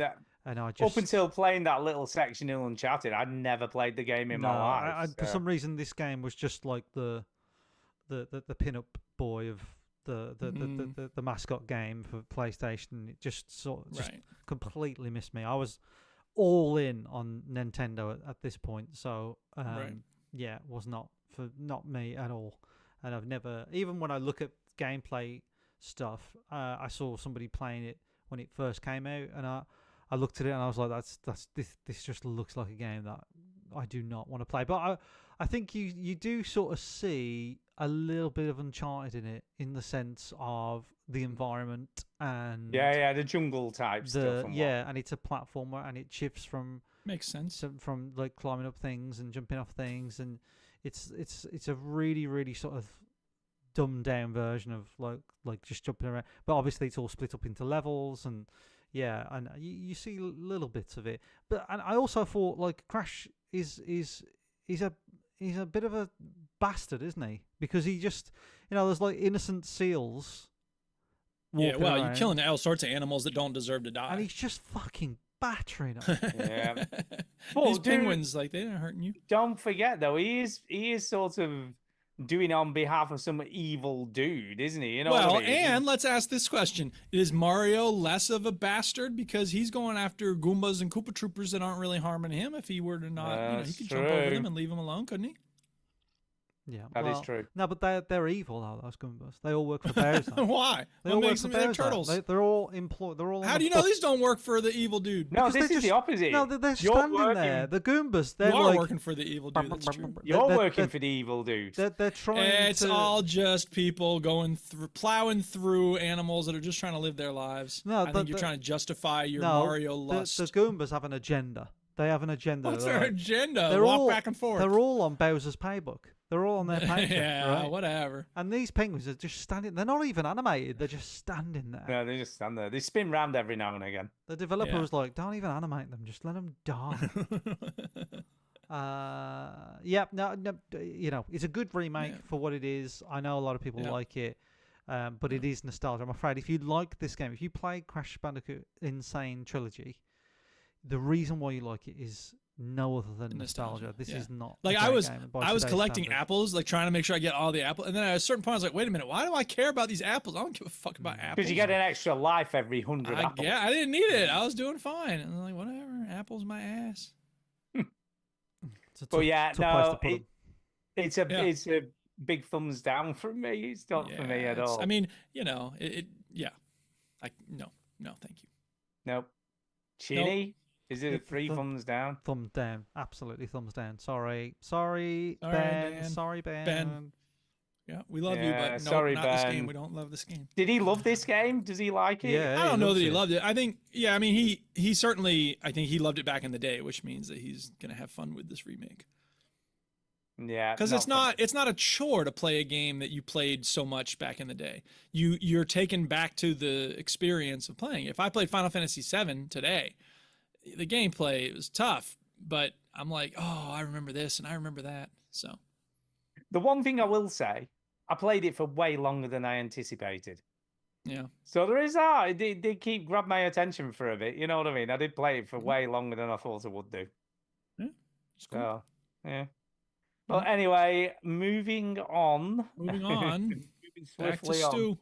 Is it back to me? Think so. Okay, right. What have I talked about? Oh, I know. I'm not going to talk about Ghost Trick because I haven't played much more of that this week. But Also- I have played Piece of shit. That's why you shouldn't talk about whatever. But I have played a mystery game this week. it. Ooh, is that what it's called, mystery game? La, Is it like mystery la. date? A mystery game. So, any guesses as to what mystery game I played? Now, I'll give you some clues because Doom. obviously you can't just guess blindly. Wolfenstein, I've owned this game for a long, long time, but never got around to playing it. Sims 4, The Witcher 3, Could it be? Cyberpunk, No Man's Well, Sky. I'll tell you now, Stu. I know what it is because I've already loaded it up on the stream. you know what it is. So I'm the only one guessing, and I've already guessed 20 games. Yeah, Give me another hint. You haven't guessed What the genre? game. What genre is it, Stu? Open world. Open world. How many words Yeah. in the title? 3, I think. Is there a lot of violence in this game? There is definitely a lot of violence in this game. Not Elden Ring. You play that. Nope. Is it difficult? Souls-like? No. Is it Borderlands? No. Is it part of a series? No. You have guns or swords or both? Just swords. But you do have some. You do Swords. have ranged weapons, but it's not a gun. Bow and arrow, crossbow. Yeah, bow and arrow. Yeah. Uh, 3 words in the title. What's the first letter of each word? G-O-T. God of Thorns. No. God Yeah. of Tulips. Yeah, you Go got ahead, it. what is God I of give up. Thorns. It was God of Thorns. God of Thorns. No. Game I'll of give you. Thrones. Game of Thrones. I'll it give was. you. I'll give you Oh, Game another of clue. Thrones. I'll give you another Okay. clue. Yeah. The first word is the same as a game that I didn't talk about this week. Oh, Gears? No. The Gears of terrible, the Thorns? terrible one. The game you don't like and I really like, and I told you to play, and then you hate it. Ghost of Tsushima. Yay! Hey, I got it finally after basically getting handed the answer. Yeah, I thought we'd better do that, otherwise we'd be going on for the rest of the night trying to guess the You game. could just say it. Yes, Um, okay, Ghost of Tsushima. And Chinny loves this game. Chinny, love this game. Yes. Oh yeah. I'm the it's- only one who hasn't played it. It's amazing. This game's amazing. So, what do I think, though? That's what counts. What do Not you what think? Chinny thinks. What the Who gives a shit what Chinny Yes. thinks? No. What I think is what matters. Yeah, do you know what? It's pretty good. It's pretty good so far. I'm quite enjoying it. I don't know whether it's exactly what I expected. I don't know whether I found the intro to the story a little bit not that unique, if that makes sense. I don't know. I was expecting more of this like Shogun level of story and drama and betrayal and all this kind of stuff. And it's very video gamey. If that makes sense. I hate to tell you this, Stu, but Yeah, I know. it is a video game. I know, but I don't know why. I don't know why. Level of story wise, I was expecting. But that does come though. Level, do you think? It does come, yeah. It does. Okay. Come. Yeah. It's just drop you in with something basic, and then later on, you yeah, like it's not necessarily basic, but it's a very traditional setup for a video game. It's not like it doesn't do anything unique or different. I don't remember much about the start. I remember you get chucked off a bridge or something like that. I think. Yeah, that happens when you because you've got it. Basically, the story spoilers for the beginning of Ghost of Tsushima, but the Mongols come and take over the island. That's it. And kidnap your uncle. That's right. Yeah, that's about the size of it. Kill all the army and kidnap your uncle. It's. I'll tell you what. There's. I'm thinking about it now, and you've jogged a few memories here, Stu. Yeah, the start is okay. It's definitely like the strongest start. But it's a grower. This game, I feel like it's a grower because you get some great moments, and I think you fall in love with it a little bit. Like because it's a very. I think Duke would like this game because there are moments where. You write a haiku. The haiku is actually a common. Yeah, I remember you talking about that. Common theme in this game, and to save the game, you meditate, and it's all Although, about. I mean, come on, samurais were not writing haiku. Let's be honest. What the fuck? Well, this one is. This one is. Do you know what there's a lot to like. I think you would like a lot of this, like sort of zen. No, it's a very I mean, it looks cool. for such a violent game. It's quite a calm game as well. It's very sort of chill. So yeah, it incorporates calm elements. I assume. Mm-hmm. Do you know what I like the best about it? Like the way you track the way you track objectives. It's just the coolest thing I've ever seen in a video game. Is there not like a thing that you track? Like nope. There's no. There is a marker on the map. Yeah. But it's the wind, so you have to follow the wind direction. That's so I think that's like the spirit of your father or something like that, like telling you where to go. You swipe up on the touchpad on the PS controller, and that strikes it up again. So you can. So if you think you're not going in the right direction, then the leaves blow in that direction, the trees are blowing. Movies aren't stupid. They fill us with romance and hatred and revenge fantasies. And the other good thing about this, it does a lot of little things really, really well, like that, for instance. And the other good thing is, if you're not doing anything that requires the HUD to be on screen, it's just not on there. That's smart. Yeah. So it's very. That's a mod on Skyrim that it should be that. I think. Sorry, I don't want to cut you off, but like no, I think you carry on. That's that. If you make a game that's gorgeous, you should do everything you can to stop the UI from interrupting the gorgeousness of your game. So making it contextual, making it go away a lot of the time is just smart. Yeah. And I'm glad to hear that developers are doing that. There's no mini map, so there's nothing like that on the screen. And like I say, very few things come up on the screen unless it's part of the gameplay. Of course, unlike Chinny, I am totally playing this with Japanese language and subtitles. Oh, of course. Of course. Because why wouldn't you? Because I think it just then you have to read. Yeah, but it adds so much to it. I'm going to shock you here, Stu. Authenticity. I'm going to shock you here. No. I played it in Japanese, mate. No way. I am actually quite shocked. I don't mind subtitles. I don't mind subtitles when it's like a different language, like a foreign film. It doesn't bother me that much. Interesting. But yeah, I don't. It makes a massive difference playing the game. It does feel so much more authentic. Yeah. Do you know what I mean? And the voice acting of is so much better. I don't know why, but the main character, because I did listen to it in English to begin with, and then I turned it off. I swapped it. Yeah, swapped it. And swapped it because he's way higher pitched. When it's the Japanese language, he's really got this really deep voice, and I was like, how weird is that? Randomly, I'm gonna get vengeance for my family. Yeah, I know it's not Japanese; it's South Korean. But you know, remember that show? The what's that fucking show where everybody went mental for? Squid Game. Squid Game, yeah. Oh, yeah. I watched that in English for starters, and I was like, "This is fucking awful." Then I watched it in South Korean, and it was so much better. But I think the acting is better, and also, you get across the emotions, and you learn. There is emotion in the way people communicate. And like the amount of times, basically, when an enemy goes "dojo" like that. That means fucking move because I'm going to shoot an arrow. All right, so I've got used to that very quickly. You're learning Japanese, yeah. Yeah, I know. I know to say. Like just love to see Chinny going to Japan and people just running out of the way. He's got a bow and arrow, I guess. I don't see it, but I mean, he wouldn't say. Why is he shooting arrows all the time? Why? Yeah. It's so much better. I mean, we're currently watching Women in Blue on Apple Oh, yeah. TV, which is Mexican. Ooh. Okay. So it's all in You just Spanish. got a whole international flavor to your entertainment right now. We watched lots of subtitles. So there's a thing in the UK called Walter Presents on Channel 4 TV or whatever it is. Sure. And they're all foreign thrillers, like from Sweden, all these Scandi thrillers and stuff. Is that so you can say to other people, I watch stuff foreign? No, we really genuinely enjoy a lot of these foreign thrillers because they're so much better. They're so much better. And they're always American, really dark. British TV is just so, ugh. And it's like, in fact, I don't know what it means, but for whatever reason, whenever we watch one, Kay and I are always going, Este Molte. And I don't know what it means. We just say it because it seems to be said a lot on screen. Saying, I'm a pedo. Yeah. Este Molte. Yeah.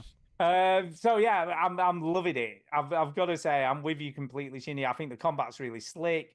I've had a good look at the upgrade tree, and all the every time you get points, and some of those are really cool. You know what I mean? The stuff that you can upgrade and make like more interesting when you're in combat. And all these different stances. I like all of that stuff. Yeah, that's good. So there's different stances for different types of enemies, and you can switch really quickly between one and another. So you can do this cool stance for people with a shield, which breaks the guard almost instantly. I'm really impressed with this game. It's not difficult. I'm not struggling. I don't feel like it's hard, but it's challenging enough. I've not really died very often, but I've found it quite satisfying so far. Cool. So I'm just in the middle of recruiting people, so that's what I'm currently doing. Yeah. So yeah, it's so good though. Really, really cool. So yeah, totally. And it's pretty dark.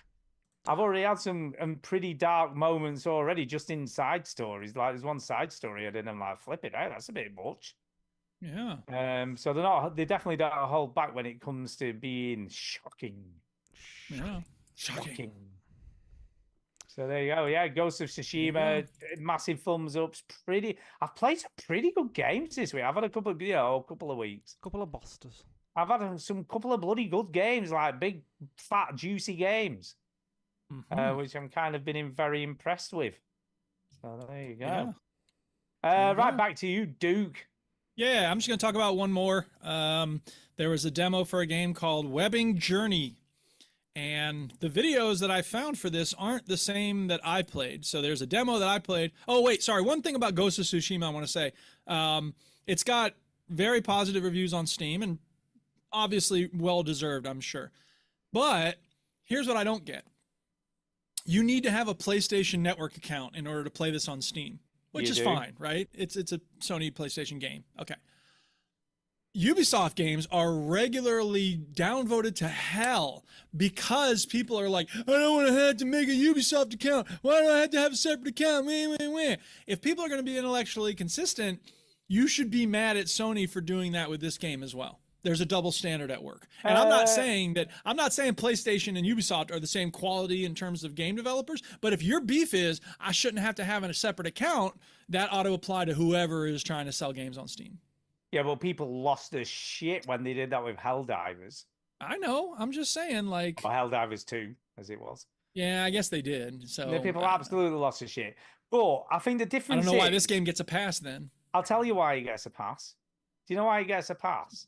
Helldivers 2 is a very good game.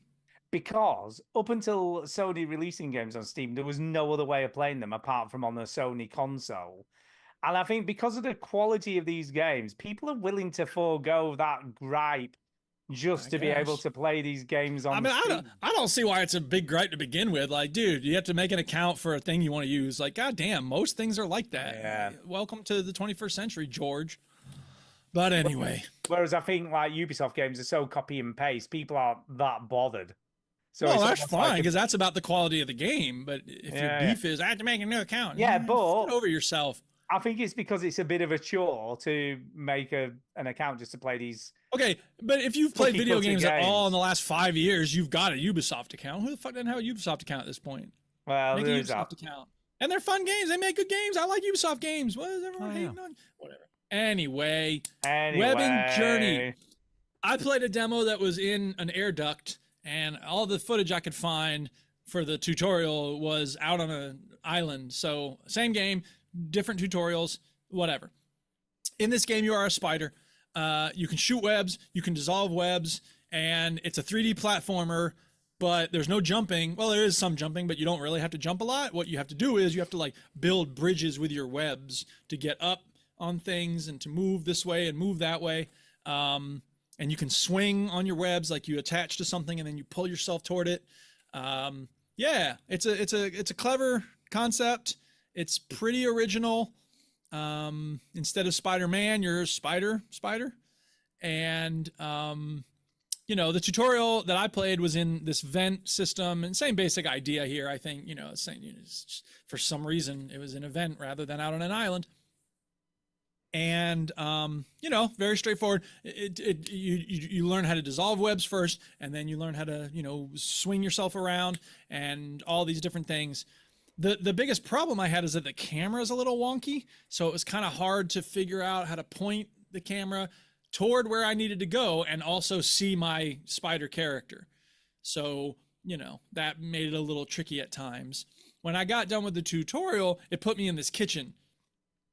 And I think it's meant to be kind of open world-ish in terms of like you have some objectives, but I don't know if there's points attached. But there were, for instance, there was this thing that came up that said, you know, popcorn plus oil plus frying pan equals, you know, corn seeds plus oil plus frying pan equals popcorn, right? Right. But the corn is over here on this counter, and the frying pan's over there, and the oil's on this other counter, and you're a tiny little spider. So you have to like basically fling the corn seeds toward the pan and then drag the oil toward the pan and then drag the pan onto the stove and do all those different things. And the mechanics of moving the spider around are just not fluid enough to make it fun to do that. So I was struggling for quite a while to try to get the pan onto the burner, and I just couldn't make it work. And I was like, all right, I don't think this is for me. Yeah, maybe I was doing something just became wrong. frustrating, did it, at that point? Yeah, like moving around and just hopping, you know, through air vents and stuff. That was fun, and swinging and all that. Those were great. But once it became like trying to achieve this, you know, surgeon simulator kind of goofy mechanics of achieving a bigger goal, I was like, I'm not really having fun with this. No, but you know what? You gave it a good go. You gave it a good shake. You gave it a good shake. It is cute. It's well designed in general, but the mechanics of, you know, I just think if they did another one, they might get the physics better, and then it might be more fun to play. I don't know. And if they focused on, you know, building interesting worlds, you have to navigate and achieve smaller goals rather than find a way to cook popcorn as a spider. Like, so yeah. I didn't add it to my, you know, wish list. But you know, if they were to give it away free on Epic Game Store, I might play it. Who knows? I mean, it looks like a PS1 game as well. Yeah, it does. Right. The graphics aren't amazing. But not in a sort of charming way. It's sort of like a bit... Oh, I don't know. It looks like it was... It looks like someone made it in MS Paint. You know what? I was going to say the exact same thing. That was funny. That's what it looks I was like. say the same it's thing. very basic graphics, yes. Yeah, it is. But he's got this spider on this video. He's got a top hat. Yeah, you have your choice of things to that's decorate good. your spider. I You like can choose that. colors. Yeah. I like that. You can choose whether you show your abdomen or not. Nice. Yeah. All right. So Yep. that was a webbing journey. A webbing journey. Right.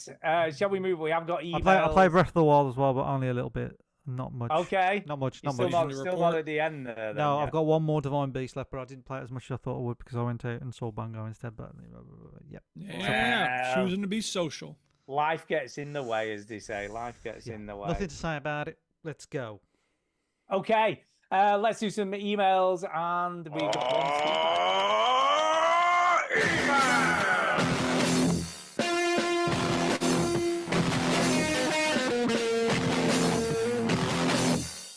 Whoa, that ruled. So first email this evening is from, of course, our regular emailer, Jason. And he says, "Oh my God, it's a monster." Can I just say? So strap in, people. Strap Monster Jam. in. He says, "Thank goodness I'm here. Thank goodness I'm here." I see what you did there with the game. He said, "Yeah, the veterans are definitely sick of me. Meetings have been held to ban my communications. Stu, in case you missed it last week. Oh, and let's not forget to mention These are definitely not the views of the veteran gamers. And I'm Okay. American, so I may be prosecuted for my communication, but I come in peace and mean you no harm. Last week I changed my birth certificate. Please refer to me as Chicken Caesar. Mm. No. I'm a professional Olympic break dancer, though some do not appreciate my skills, probably because I don't do it dipped in blue paint with my balls hanging out. Stu would Okay. love that.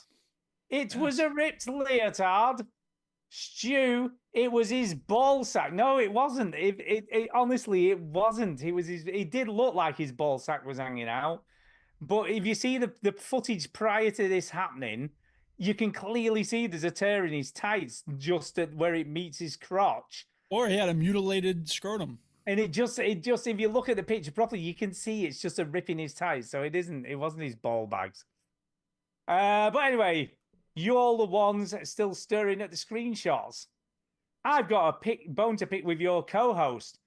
First, it was Wired.com that gave that Harry Potter game a 1 out of 10. And now we have the almighty Duke proclaiming a ban on Black Myth Wukong Ju to claims of outright sexist behavior to do... I said I'm not playing it. I never said there was a ban So on it. can we just clear this up, right? It's been debunked. It was a mistranslation by IGN that caused all this shit. Is that true? I hadn't And heard that's that. absolutely true. You can look it up. So Let me look it up. so IGN made this article where they'd mistranslated what had been said, and then it completely got blown out of proportion, like fucking everything else in this world that might be slightly controversial.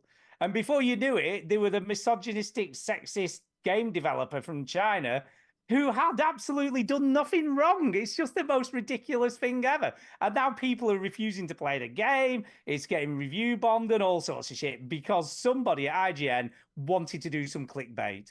Do you know, I genuinely think you can barely believe anything you read on the internet these days. It's just clickbait. It's clickbait and misinformation. Everything on fucking Twitter's misinformation. Everything on Facebook's misinformation. I very rarely believe anything I read anymore due to that fact. It's just ridiculous. Well, I don't blame you for being skeptical. And if that's true, if what you're saying is true, then it's really messed up that a developer was It's unfairly totally targeted messed by up. that. Totally But messed up. personally, I think that, JD Vance is the subject of this misinformation campaign. Somebody made something up about him fucking a couch. So there's all sorts of ways in which, misinformation is rife. It's everywhere. It has the potential to really mess things up.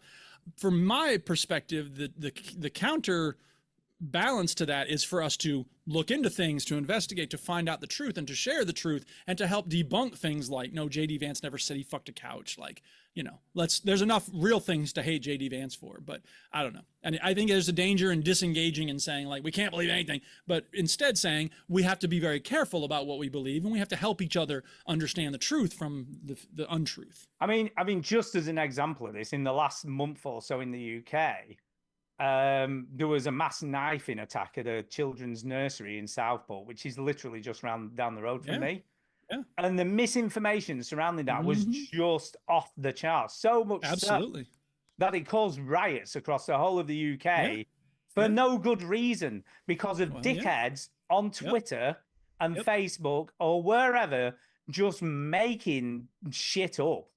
And it's got to stop. We're living in a world that people believe all this shit they read on the internet, which most of the time, probably 90% of it, isn't true. And we've got to stop reading all this stuff into stuff without knowing the facts, because most of the time it's incorrect and wrong, and it's wrong that stuff's being targeted and people are like, losing their livelihoods and all sorts of stuff over complete nonsense.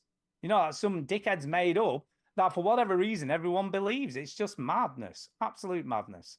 Anyway. So, well, I don't know if we want to get into it now, but the Wikipedia article says for the developer Game Science, here's what IGN claimed. And then the next paragraph says the article received criticism that the comments on Chinese social media were mistranslated. And while they were vulgar, they were not sexist. In June 2024, IGN released a statement on the article defending its claims. So we would need to do even more digging to see, It's been completely debunked. People have translated I would need it to correctly. get a source for that. They said some of the translations were so bad that the sentences didn't even make sense.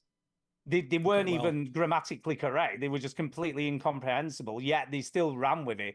I'm sorry, Well- dude, but sometimes you've got to accept that things are wrong. You can't continually Yes, go, no, you're- "Ooh, maybe it's still right, who knows?" But you also can't just immediately. I mean, look, it's a question of who we trust. Well, do we trust somebody who's altered a Wikipedia article? I That don't could know be who to any member trust. of- I Exactly, it don't could be any- know who to trust here. So what I'm saying is I want to look at what IGN originally said. I want to look at what the criticisms say. I want to look at what IGN says in response to that. That's the same thing I did with the JD Vance story. I heard about it and I was like, that seems really unlikely. And I tried to find a source for this thing about this dude fucked a couch. And I couldn't find it. 2 days later comes out, okay, it's not in the book. This dude just totally made it up. And at that point I had to say, look, as much as I would like for it to be true, you're right. Intellectually honest, I have to admit that, yeah, it's wrong. It's fake and it's causing harm when there are real complaints to be going after. So you're right. If there is nothing to it, then I will be the first to say, shame on IGN for making a clickbait article. But I've just looked at it for 30 seconds. So I'm not ready to say that yet. No, that's fine. But general consensus, not just off Wikipedia or wherever, is it was mistranslated. That's I the want to general find consensus all the of sources that say that. I lots want of to look people. into it. I want to make up my own mind, as everybody always should. That is Go fine. on. Anyway, he continues. Stephen King gets on my nerves. Some of his past behavior isn't what I would call admirable, and some of his books, some of the stuff in his book. Because let's be honest, have you read it?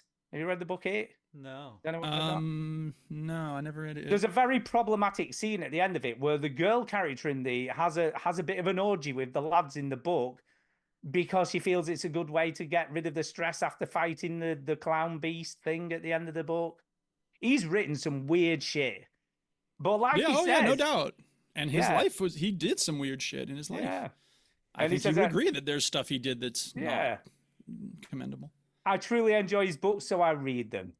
Last Christmas, I gave you my heart. I'm not a fan of the dudes banging dudes, but you know, veterans, I love George Michael's music, so I listen without prejudice.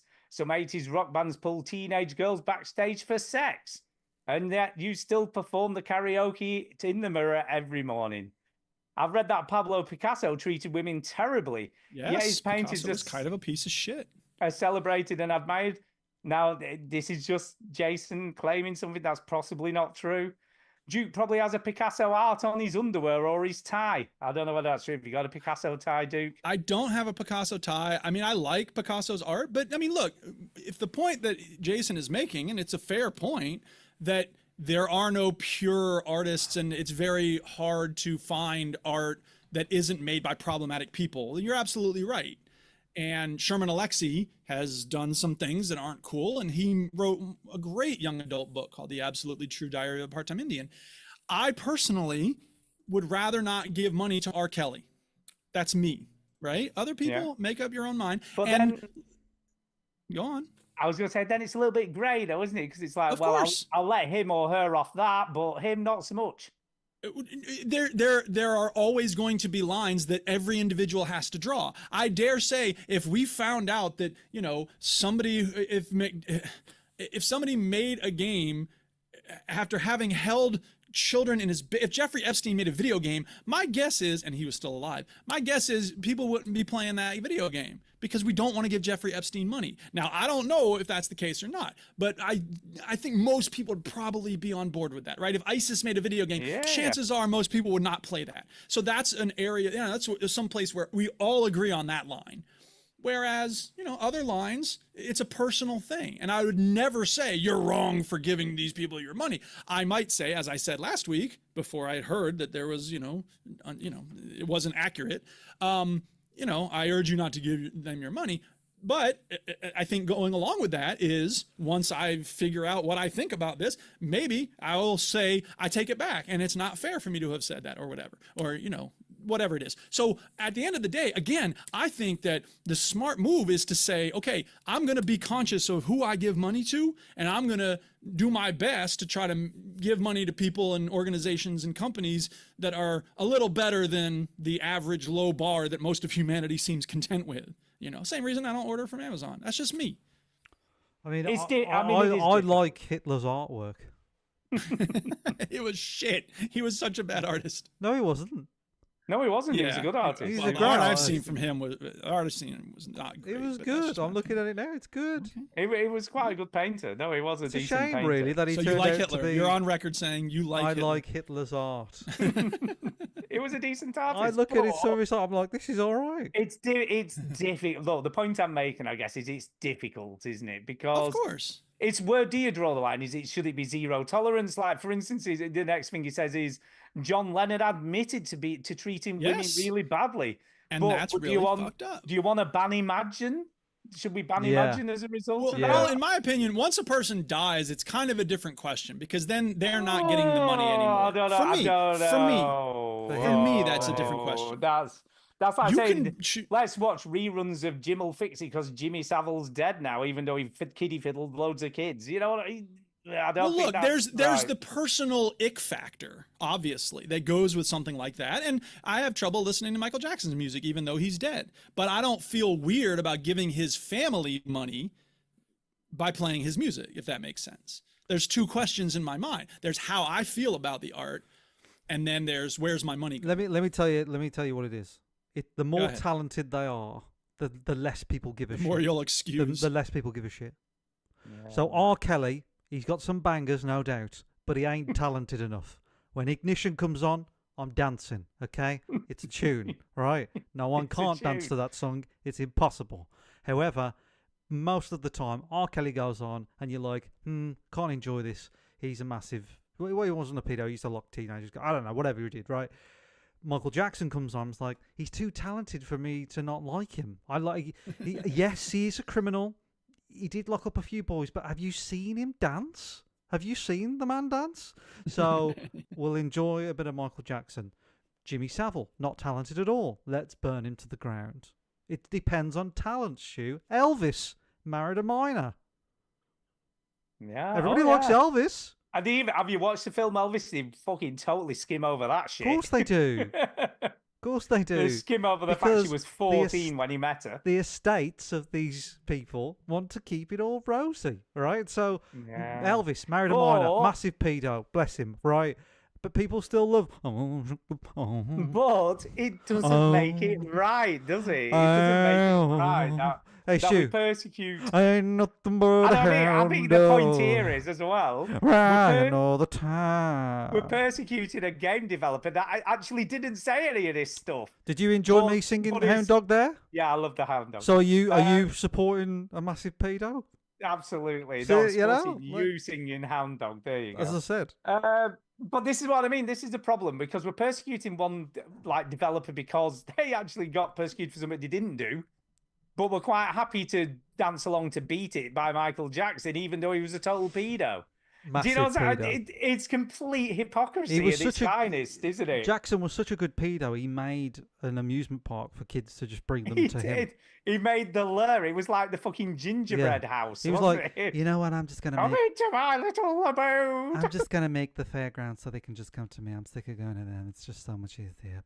Yeah. So it depends on the talent, Stu. If you can enjoy the art. So anyway, he continues. I love the Beatles. How about Michael Jackson? Did you ever bob your head to Beat It? Have you seen Woody Allen film, Roman Polanski? Oh yeah, he married his daughter-in-law, didn't he? The Pianist or China? No, it was his stepdaughter he married. Well, stepdaughter. Yeah. I knew it was something weird, even yeah. worse. But Worse you know than a what? daughter-in-law. You know what? They're still married now. So isn't that Stepdaughter. nice? Isn't that nice? Well, it's a bit like Elvis. It were all fine because he stayed married. You know, Yeah, it was it's all like, fine. oh, that's fine. Pianist or Chinatown? Okay, I am for banning those pervs. Killer Mike, Run the Jewels in a hardcore gun advocate. You get my drift. Bethesda's crunch culture, yet you still play the game. But I'm gonna be speaking out against the crunch culture, and Yeah, but like you're still- I don't you're still buy this supporting idea. them though, no, I aren't don't, you, but- though? okay, right, but so right, there's a line that I am willing to cross when it comes to how video game companies treat their workers. That is, I wish I didn't have to. I mean, I obviously don't have to. But I don't buy the idea. No, I don't buy this idea that if I'm going to buy a thing, I don't have a right to criticize the company that gives me the thing that I buy. Yeah, Quite but the contrary. you're refusing to buy the Woo whatever it game is called because I didn't even know was. about it. due to what had happened. But you're quite happy to play Skyrim, even though you know they treat the workers so badly, and they're probably not going to see hardly any of that money they're making. Because but if you're I fine to d- support because- that money you're giving them, but you're not going to support a game where it's actually wrong in the end. Would you And like? not as Would you? bad. Would you like to know why? Not as bad. Would you like to know why? Go on.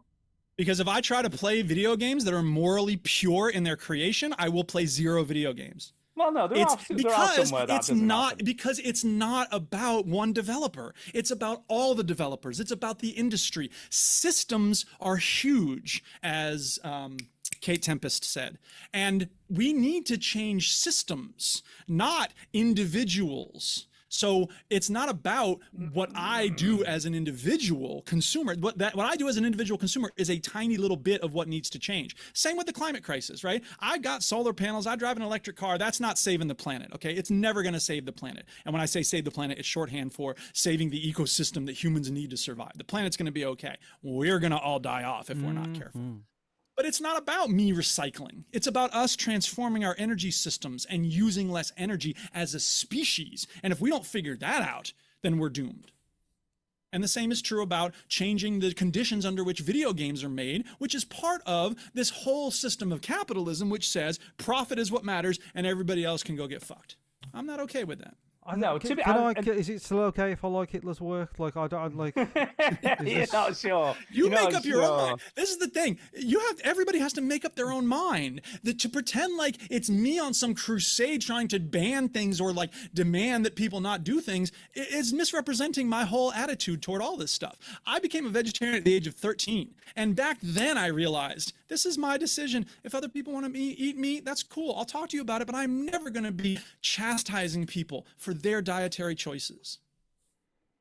I guess. I mean, the only counterpoint I'd put to that is that some developers are worse than others. Well, And of not course, all, of and not course. all developers do crunch like they do at places like Bethesda and get incredibly Agreed. criticized. But you know for all it. AAA developers do. They do to a lesser degree. Oh, Project Red Triple does. To a lesser degree. AAA. I think sort of workers in this industry are more vocal now than they've ever been. Yeah, Which is And why I we need do- unions. Yeah, and I do think that you know the ones that are bad get called out, and I think the ones that don't get called out are probably okay. But But I being don't called think out is it's one thing. I don't think it's everyone. All of this whole like time's up, Me Too is an end run around the systemic change we need to see. The way that workers actually get justice is through unions, and which is why I was so happy to see Bethesda workers unionizing. Yay! I mean, I think it's good work anyway. What Hitler's done, I think it's good stuff. That's my opinion. Like, I know Yes, I know he's done some stuff, right? But I think it's great artwork. If I was in the class, I'd be like, "Hey, Adolf, this whole politics thing that you're doing, don't worry about it. Just sell this stuff. It's really good."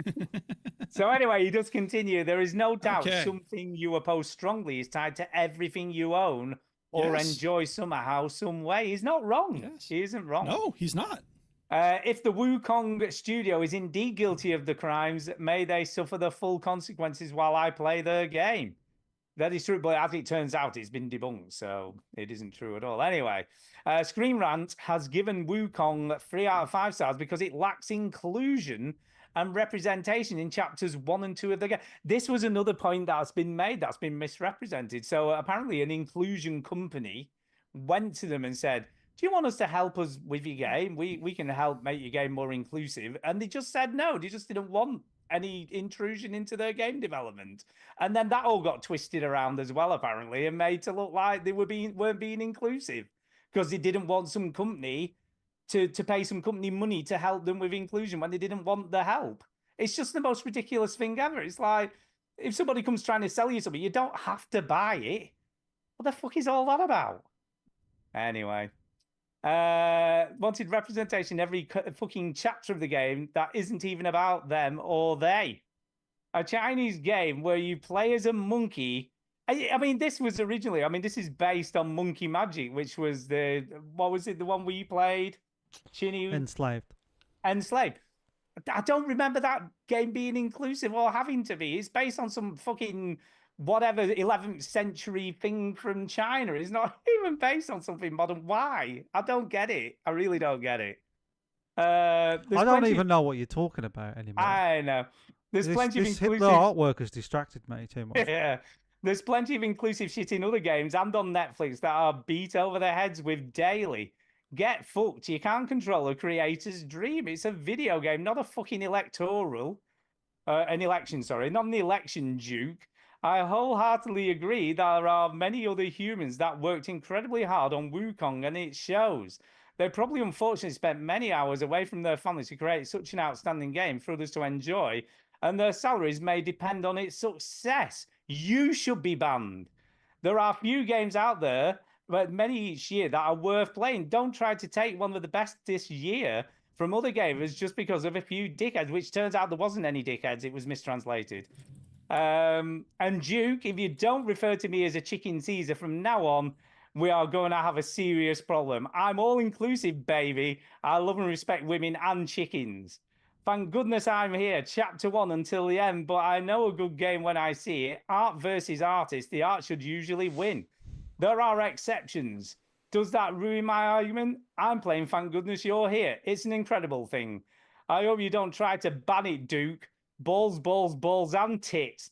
Get back to your crunch culture sexist game. You know the one you didn't call for a ban on, Chicken Caesar. So there you go, Duke. Yes, well, thank you for writing, Jason. I appreciate it.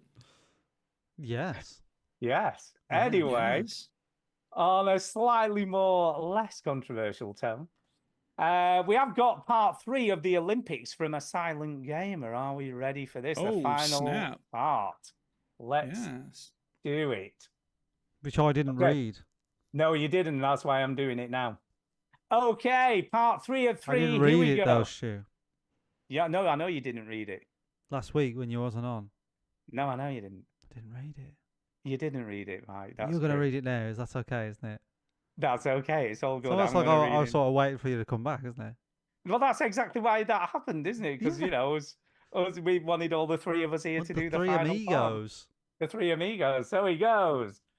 Today, the 11th of August, was the last day of the 2024 Paris Olympics. The USA and Team GB did very well. But which of our video game characters will be getting the last of the gold, silver, and bronze medals in these events? Reminder. As always, for suspense, bronze, silver, and gold. I don't know whether we always follow this, but we kind of do, I suppose. Try to do our best.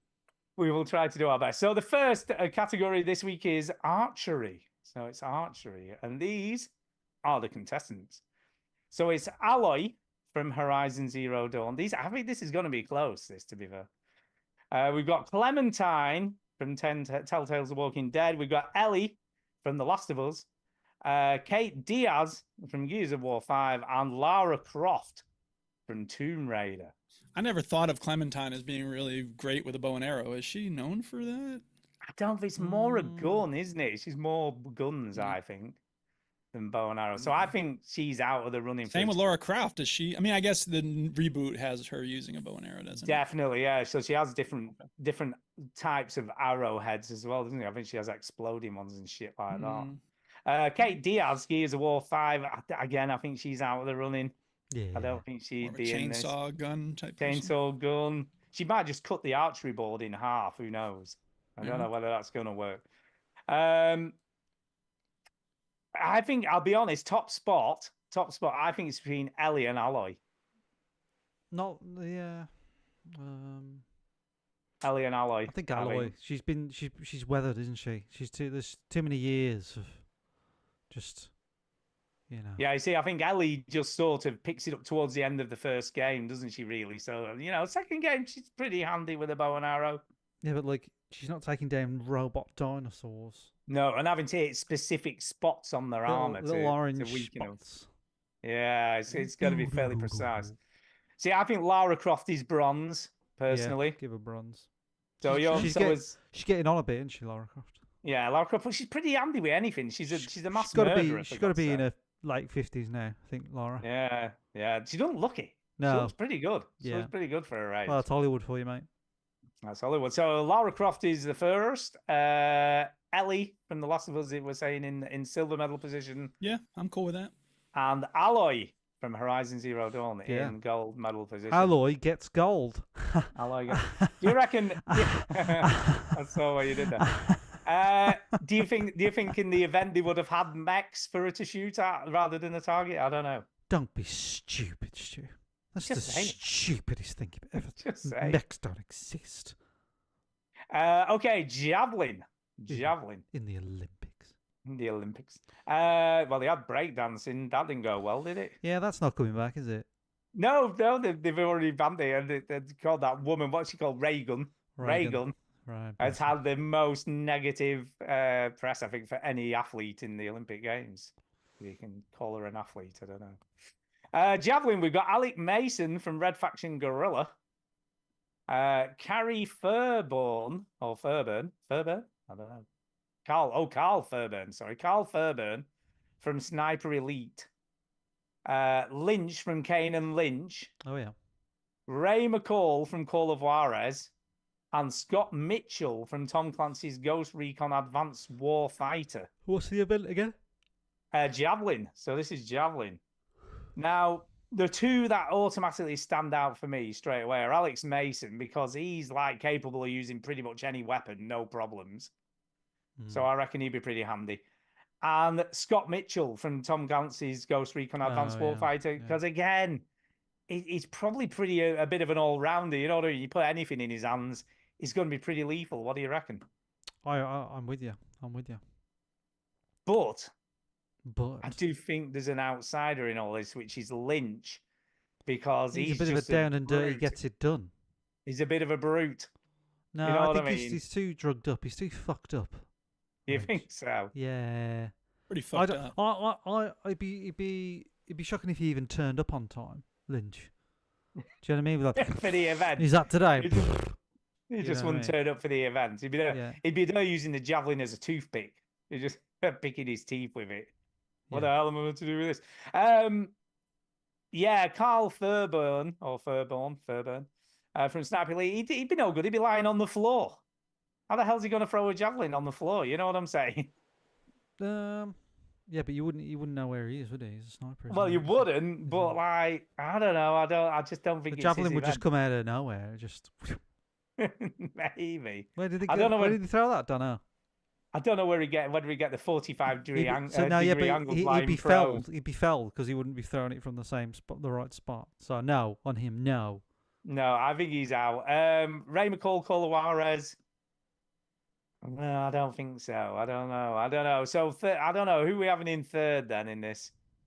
Are we having Ray McCall then in third? Sure. Ray McCall. Sure. I don't remember much about him, but he can go third. He had a lucky day. Yeah, look at that. Right, Scott Mitchell and Alec Mason from Red Gorilla. Which of these two is the silver medalist then, do you think? I think was it the Ghost Recon guy? Yeah, Scott Mitchell, he I is. think he's gold. Mm-hmm. You think he's gold? Right, so we're going Alec Mason in silver then for Red Faction Yeah. and Scott Mitchell with all his advanced technology warfare shit going on is in first place. Yeah. Okay, the final one of these is long jump. Long jump. I think Crash Bandicoot would have been pretty good in this. He can jump. He's got hops, as the kids say. He's got hops. So the first one is Aurora from Child of Light. So yeah, she does a lot of jumping around. Don't know who that is. Mm. Lana from Planet of Lana. Mm. Madeline from Celeste. Yeah, she jumps around a lot. She jumps a lot and fast. You've got to be quick jumping for that. Nuna from Never Alone, which is the is it the Antarctic? I can never remember. It's Arctic or Don't you have like a Antarctic. sort of like a wolf with you in that game? Yeah, you do. Yeah, it's nice. And then 6 from Little Nightmares. Oh yeah. 6 from Little Nightmares. I mean, I feel like all platformers have the same kind of hops. Like, where's Super Meat Boy? Oh, that's a good shout, dude. True. Yeah, he'd be all right. That is a good shout, Super Meat Boy. But I because- mean, I'm okay with arbitrarily choosing certain characters. I just don't know how you would evaluate them. See, compared to each other. I think Madeline from Celeste is good because she uses every surf, a little like Super Meat Boy. She uses everything to jump around, doesn't she? You know what I mean? Yeah, but Yeah. she doesn't leave like a stain of meat. And she doesn't splat and die, or well, she does die a lot actually, to be fair, but she doesn't leave a meat stain. Yeah. So I reckon Madeline would be pretty good. I think Nuna from Neverlone doesn't jump; it's more climbing. There's a little bit jumpy, but it's a lot more climbing going on. Yeah. Aurora from Child of Light. She does quite a lot of jumping. She does quite a lot of jumping around. And 6 from Little Nightmares. Again, there's a lot of walking. There's not as much jumping. I think from a jumping point of view, for the one that gets the most jumping in. I've said jumping a lot there. They said Madeline from Celeste is probably the most jumpy jumper. If I'm being honest. Lana from Planet of Lana. Again, it's a bit of jumping, but it's less jumping. I just feel like I'm saying jumping a lot.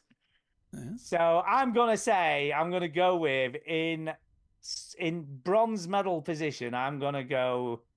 I think Nuna from Never Alone for me. What do you guys think? Bronze. I'm fine with that. Right, bronze. Yeah. And then, are we gonna go Aurora from Child of Light? For I never silver? played it. I can't really speak. I don't even know if I've seen it. I think Celeste has the kind of hops that I've seen Super Meat Boy have, so I'm fine with them being high up. Yeah, I think Madeline from Celeste is in gold medal position, and I think Lana from Planet of Lana, or are we going Nuna? I don't know. I can't even remember now. Aurora. We said Aurora, didn't we? So Aurora in silver and Madeline. Yeah, I'd say Celeste. Celeste That works. girl wins it. Yeah, she's. Yeah, let's go Madeline for the winner. Yeah, I think that's a pretty rounded up the Olympics for the video game characters. So anyway, he says, I really appreciate it. You've discussed these for me, and I really like your answers. Many thanks. All the best. Cheers from a silent gamer. Yeah. So there you go. Thank you, Silent Gamer. Did you read out Jay O'Neill's about me getting it wrong with the brisket? I'm assuming I didn't listen as far as the end of the show last week. I don't know that we did we? Did you not read that? It says from one chef to another. No? I think I did read that. Yeah, I did read that. Yeah, it said about the briskets, leaving it to rest for 2 hours. Yes. I like the advice. I did leave it to rest for about half an hour. But what he said, just wrapped in just tinfoil over it. I didn't wrap it. But what he's saying does make sense, is where he's saying completely wrap it in tinfoil and put it in a cool box for at least 2 hours. Yeah. After it's finished cooking. So I'm gonna give it a go. You're gonna try it? Yeah, I'm not gonna diss him and go, hey, what are you fucking are you talking to? You're gonna go back to that butcher's? Yes. Oh yeah, I want to get my next. We have got 2 lots in the freezer to eat first, because it was a big brisket. But when I do another one, I'm gonna do what he says. We have got a really decent cool bag that I can wrap it up and leave in, so I'm gonna do that and give it a go. So we'll see what happens. But thanks very much for the advice. We'll give it a go. Right, we have got one speak pipe, so let's have a listen. Yes, we do. It's time for Speak Pipe, people. Speak pipe. Speak pipe. It's the way to leave a message for us. All right, this is from Saint Diesel, and it's called Looking Good. Hey, Veteran Gamers, it's Saint Diesel back again. I've been hearing talk online this week about a game that's coming out in a couple of days, Black Myth Wukong. Oh, Christ, here we go again. But this time it's to do with the review scores of the game. It's been noted by some people online that the codes that have gone out to reviewers have all been for the PC build of the game rather than the PS5 version. Interesting. I think the PS5 is the only console that it's initially coming out on. And because of this, some people have feared it's going to be another Cyberpunk 2077 situation whereby the game will run on the PS5, but it just won't be quite as slick. It won't maybe not look quite as good. The frame rate may be a little bit lower. And in essence, an inferior version of the PC version of the game. And some people have said that the latest console generation, the Xbox Series and the PS5, has been overall a bit of a disappointment. I know before they came out in, when was it, 2020, that there was a lot of expectation that every game would look amazing. The online situation would be sorted because of the processors and the machines, and everything would run at least at 60 frames, if not higher. I've never bought either of them so far, the Xbox or the PS5, but I know that Stu and Chinny have got at least one of those consoles. So I just wondered, are they happy with their latest console generation, or do they think, overall at least, it's been a bit of a disappointment from what they were expecting? Interesting question. I mean, I'm going to start because I've got a Series S, so I didn't go the whole hog and get a Series X. And I'll be honest with you. I've never really thought about it that way. I don't think like, oh, I'm playing the next gen console. This looks amazing, because most of the time it doesn't. Do you know what I mean? It looks fine, but I'm not like, oh my god, this is next gen. Look how amazing this is. So, Alan Wake. yeah, but that was on PC. I played that on PC, so I haven't played that on the.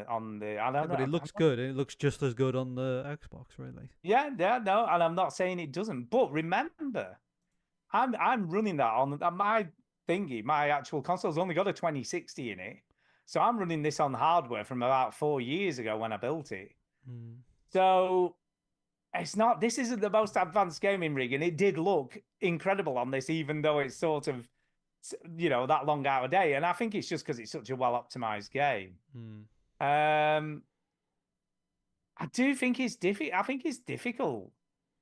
Do you know what I mean? I do think it's difficult to sort of judge it, really. At this point. In terms of like gut feel, I'm more pleased with this generation than I was the last one. Not that there wasn't good games on the last one, like the Xbox One and PS4 the generation. I feel like it definitely started out really slow. I remember they came out in 2013. 2014 was one of the worst years of gaming. 2015 was better, and then towards the end, 2018, 19, there was some good stuff. But that was all the sort of the Destiny stuff, and when that sort of stuff really kicked off, and I didn't really like that very much. Whereas with this generation, I seem to be a little bit more pleased with, but I struggle to play a lot more games now. So to be honest, I struggle to define which ones are this generation and which one was last generation. But in general, from games from 2020 to now, I think they've been better this generation. But in terms of like looks and stuff, like I don't think looks are important with video games anymore, because like one of the best games of the year is Balatro, which is a fucking stupid 2D card Oh yeah, game. definitely. And then like one of my favorite games of the last 2-3 years was Vampire Survivors, which looked like a Super Nintendo game. So I really think, and I know people are a fan of like indie styles for many, many years, like 15 years or so, but I think even more so now, the general population of gamers just don't really, they're not as fascinated with looks anymore, whereas I think 10 years ago everybody was. But these days it's like, well, Fortnite isn't the best looking game in the world, and that's one of the most popular games, if not the most popular game in the world. You know, League of Legends isn't the most good looking game in the world, but so I think people just value the gameplay so much more these days. And I think games were a lot more vain back in the day, because that was the thing how they used to sell you, wasn't it? You know, when TVs was like, now it's HD, now it's 3D, now it's curved. It's like that's how games used to sell. Was like, now it's even prettier, now it's got 16-bit, now it's 32-bit, now it's 64-bit.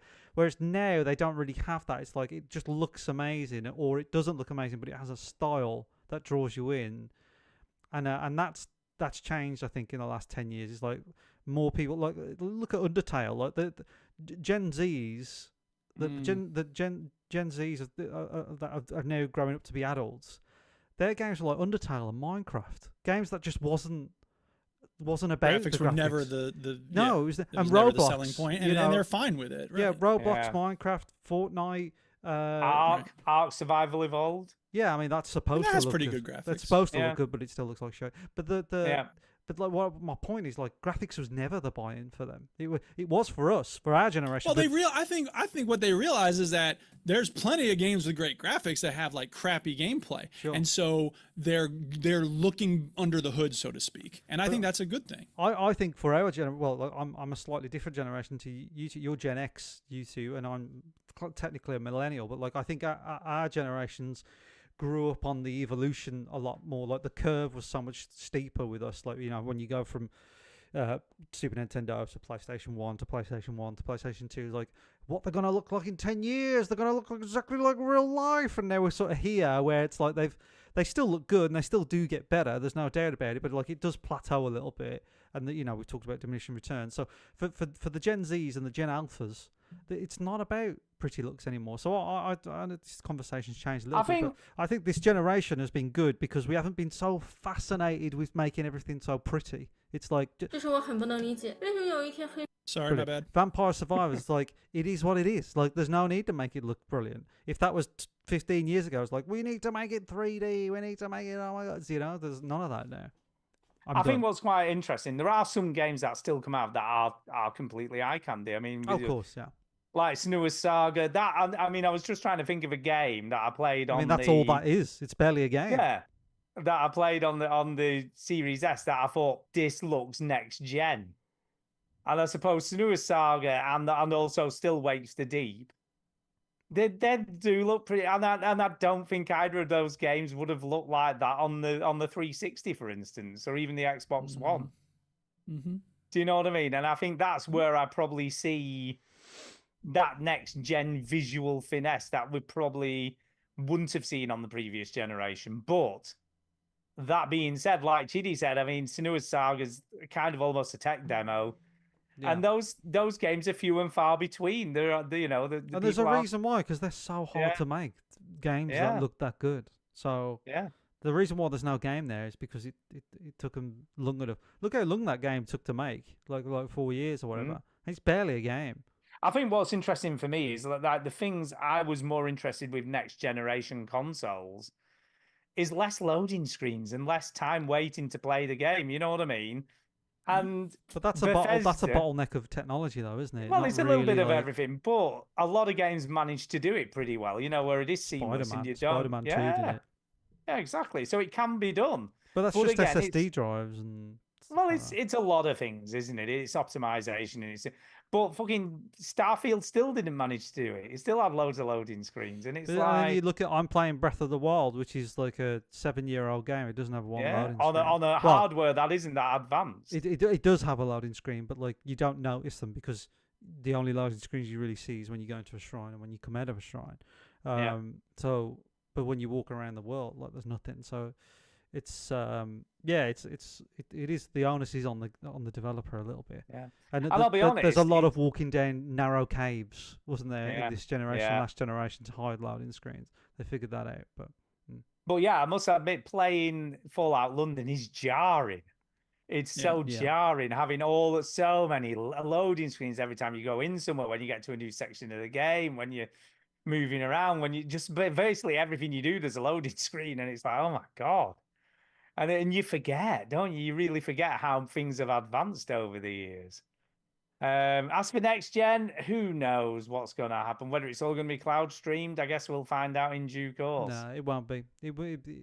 It's too soon still. It's too soon. Yeah. It's like the hardware. Are they going to get rid of discs debate again with that streaming stuff? It's like it will happen, but it's going to take a long time. And again, it's like a bottleneck of people's broadband and people's internet connections, and it will become a time where there won't be a box in your thing, and that's fine.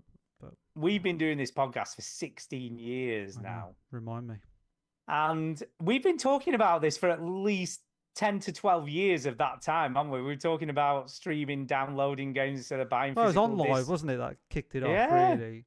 I mean, we've been talking about this for a long time. We've been talking about there's I remember we had loads of episodes where we debated like physical and digital stuff, and then now it's not even a conversation. Now it's like physical lost, But I think digital downloads will lose. But there isn't a massive harm in downloading a game versus buying a physical disc. It's like, well, you're waiting a little bit longer, so.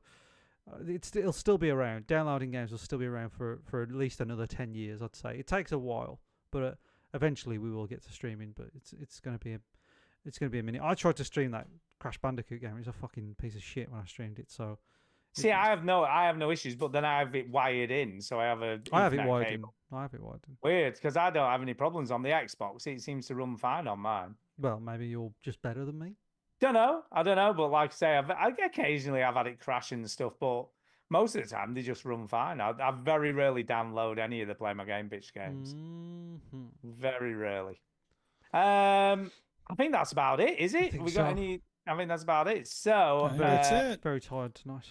In that case, we need to do some shout outs to get the hell out of here. Yeah.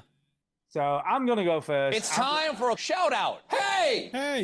I'm going to shout out Ben for standing in last week. That's very kind of Well you. done, Ben. Yeah, Thank you Ben, very thank much you. for doing that while I went to the cricket and watched a bit of Lever on Willow.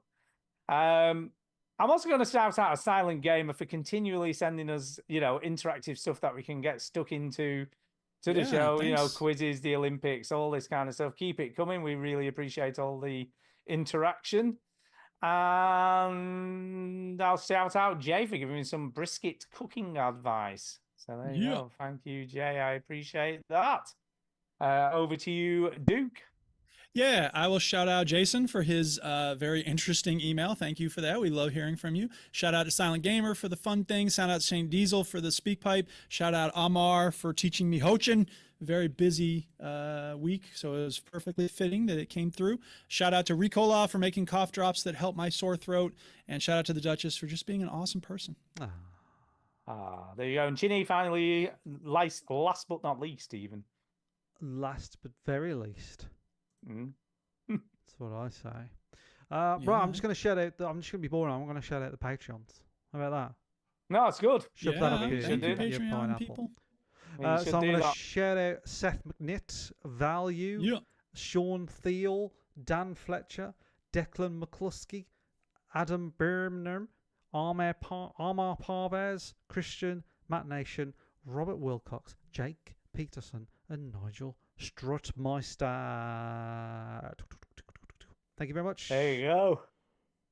Oh, there's a yawn from Stu. It's getting I know, late. it's getting late, Oh, man. my It's goodness. either a yawn that it's Getting getting late. late, or you just hate the Patreons. No, it's getting late. It's getting late, It's people. like, oh, It could be shit. both. Yeah.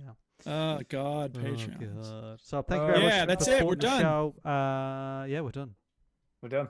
All right. Thank you, everybody. Thank you, get much love. All right, show's over. No refunds. You heard the robot. Get out. Won't you? Won't you? Won't you? Why don't you? Why don't you just switch off the television set and go and do something less boring instead? Sitting at home, watch TV, turn it up, slow moves on the Why don't you?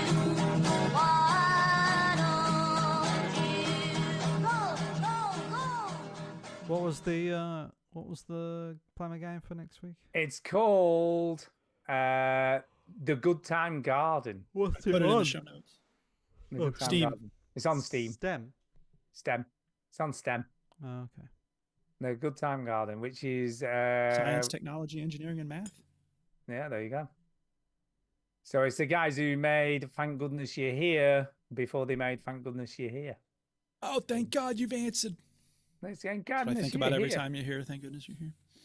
Thank goodness you're here. So there you go. I think So we're there you done. go. There you By the go. way, Chinny, I'm holding my breath all week. Did you start? You said you might start watching 30 Rock. Did you start watching 30 No, Rock? I haven't. No. I got a sorry. sound clip all ready to go. This here. hunky grandma be tripping. No, I haven't. I haven't watched a thing. I hope you do. I'm not Oh. trying to pressure you. Oh. I'm, You know what? just- Because I finished watching Brooklyn Nine-Nine for the 5th time, and I'm like, what am I going to do next? And it's like, it's time for another 30 Rock. I 30 Rock usually run through watch for me, so. stuff like that on my lunch at work, but Yeah. I haven't sat at my desk for about Sure. 7 working days. So, Makes sense. and I won't sit at my desk on Monday.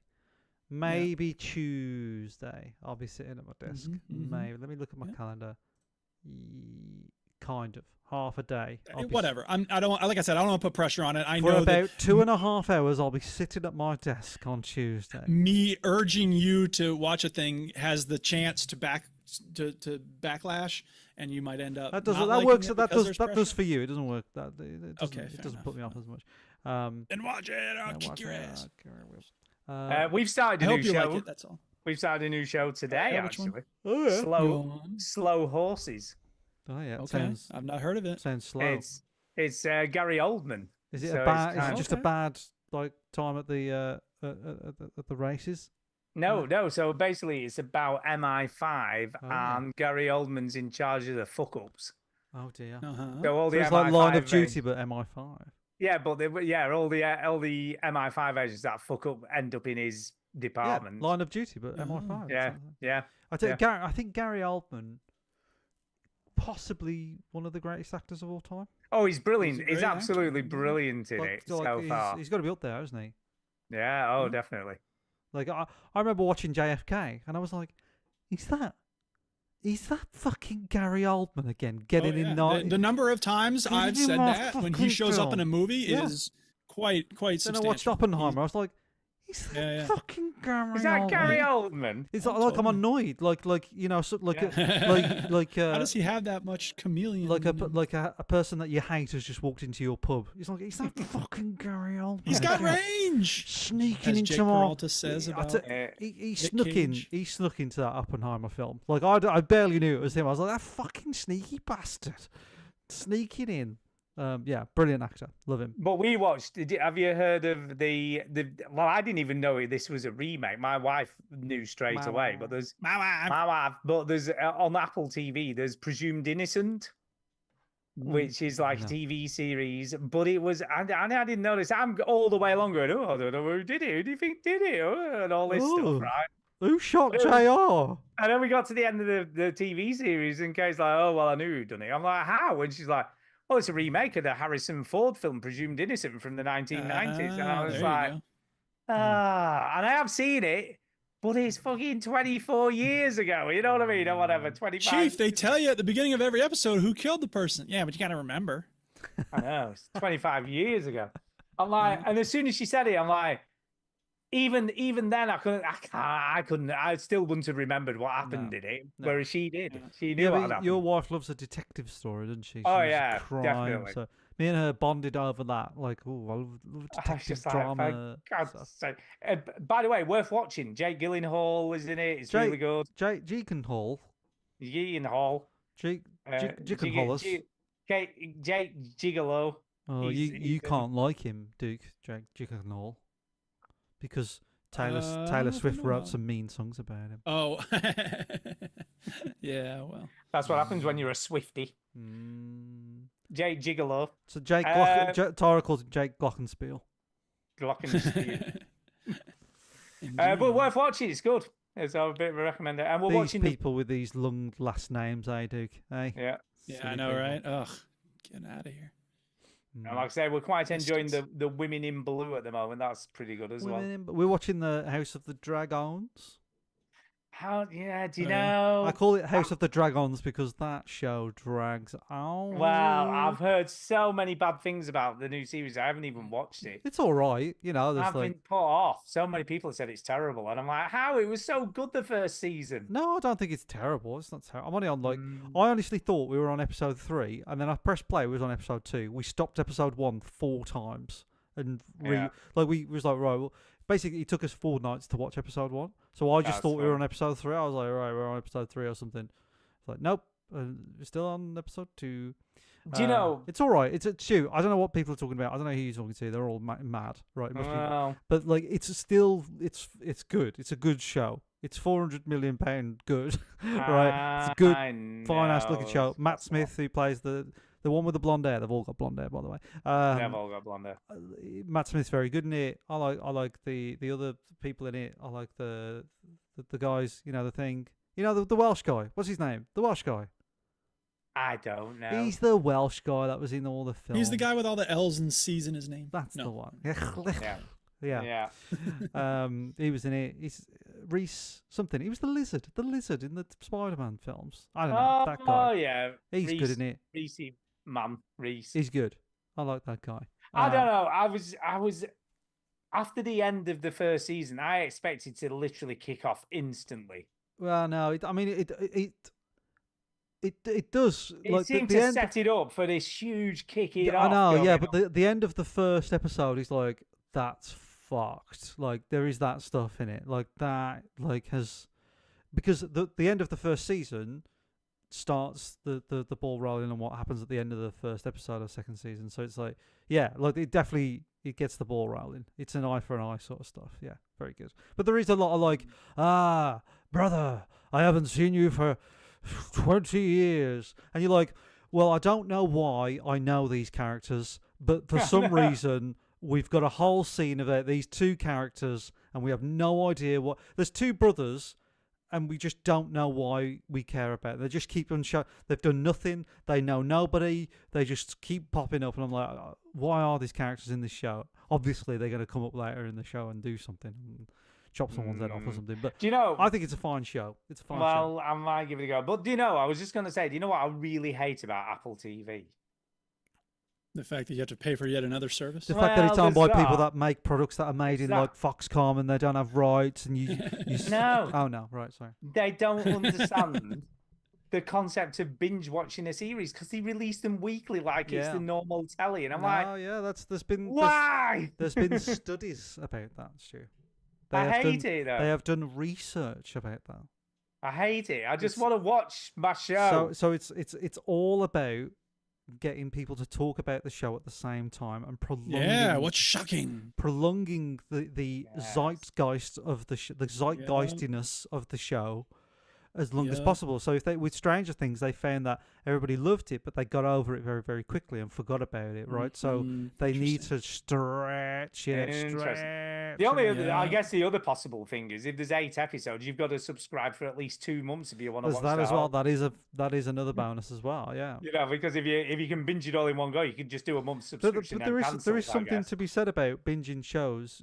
Makes them more forgettable. It is 100% true. Like you do forget. Like you watch 4 episodes or something, you're not gonna forget it. You're not gonna remember it as well. Whereas if you watch something Right. weekly, you're like, oh yeah, Yeah. you savor it all. Yeah. I guess, and there's some anticipation. The experience is It's stretched out prolonged. over a longer Yeah, period of yeah, time. yeah. Yeah. Because we're watching The Women in Blue, and we've got to the next episode, and it's like coming on Wednesday, and I was like, what? Because Yeah, we only started watching it this week, so we had 4 episodes, I think, to watch without realizing that. Yeah, they do it on ends Amazon stopped. Prime as well. They all do it. I think Netflix is the only one that still does it, but Amazon It does Prime, it. Netflix seems to do it in 2 parts. If they're going to do it, they do 4 episodes, then another Yeah. 4 But episodes. the or whatever. boys, when I watched the boys, they were doing it weekly. They were like coming out weekly and mhm. stuff. So yeah, Well, hey ho. good show, the boys. Have you watched the boys? No, we're I've read the going to. books, We're going but to. I haven't watched the show yet. I want to Strange. because, I mean, yeah. Well, in I the love boys- how apparently there were a lot of people who didn't realize that Homelander was a satire of American, like, imperialism. And so Yeah. they're like, oh, they suddenly made the boys into this woke thing. I was like, dude, you No. totally missed the No, fucking I, point, it's man. funny because everybody realized that in season 4. I was like, season 1, episode 2, you realized. You should have realized yeah, it. yeah. I mean, my guess is that they didn't even watch the show. Most of the people who were complaining loudest, and then No. they just found but out, and they were the, like, oh my god. the boys is like is so clever. It's such a clever Yeah. show, and it Yeah. parodies real life, like the Mhm. stuff with Trump Mhm. and Yeah, Trump oh, totally. supporters. So Well, and that's the thing. The well. books are the same thing. Yeah, like so clever. decades ago, they were calling out were this doing shit, that and it's only getting more. Same with Bob Roberts. Same And with Trans I Metropolitan. think what you don't get with the comics though is how fucking brilliant Oh, yeah. the actor who plays Homelander is. Oh, I'm He's sure. I'm sure. Yeah. Incredible, that guy. And Yeah. whenever he's on screen, it's a treat, man. It's an absolute treat. But the Well, other, we the other are cast- gonna watch that as well, but we the keep boys, watching others. the last season is not as good. There's only 5 seasons, so there's one more season left of the boys. So season 4 was a little bit of a setup season, but 2 and 3 are top draw stuff. Do you know what I'm struggling with? And it's been quite a while. This is finishing Better Call Saul. Oh, it's great. I know, and I really want to do it right. It's and great. I started. It's 6 seasons of that. bitch. Kay, I know we've watched all of them up to the final one, and The then when I final one tried is probably the best one. To be honest. I know. When I tried to get Kay to watch it, she's just like, "Oh, I can't remember who anyone was. Oh, I can't remember what happened in the last." And then just promptly, what she does, Kay does this thing, right? If she doesn't want to watch something, even though you're trying to get her to watch it, she promptly falls asleep. She just does the "I'm going to go to sleep" and not watch what you're trying to get me to watch. You That's just watch it then.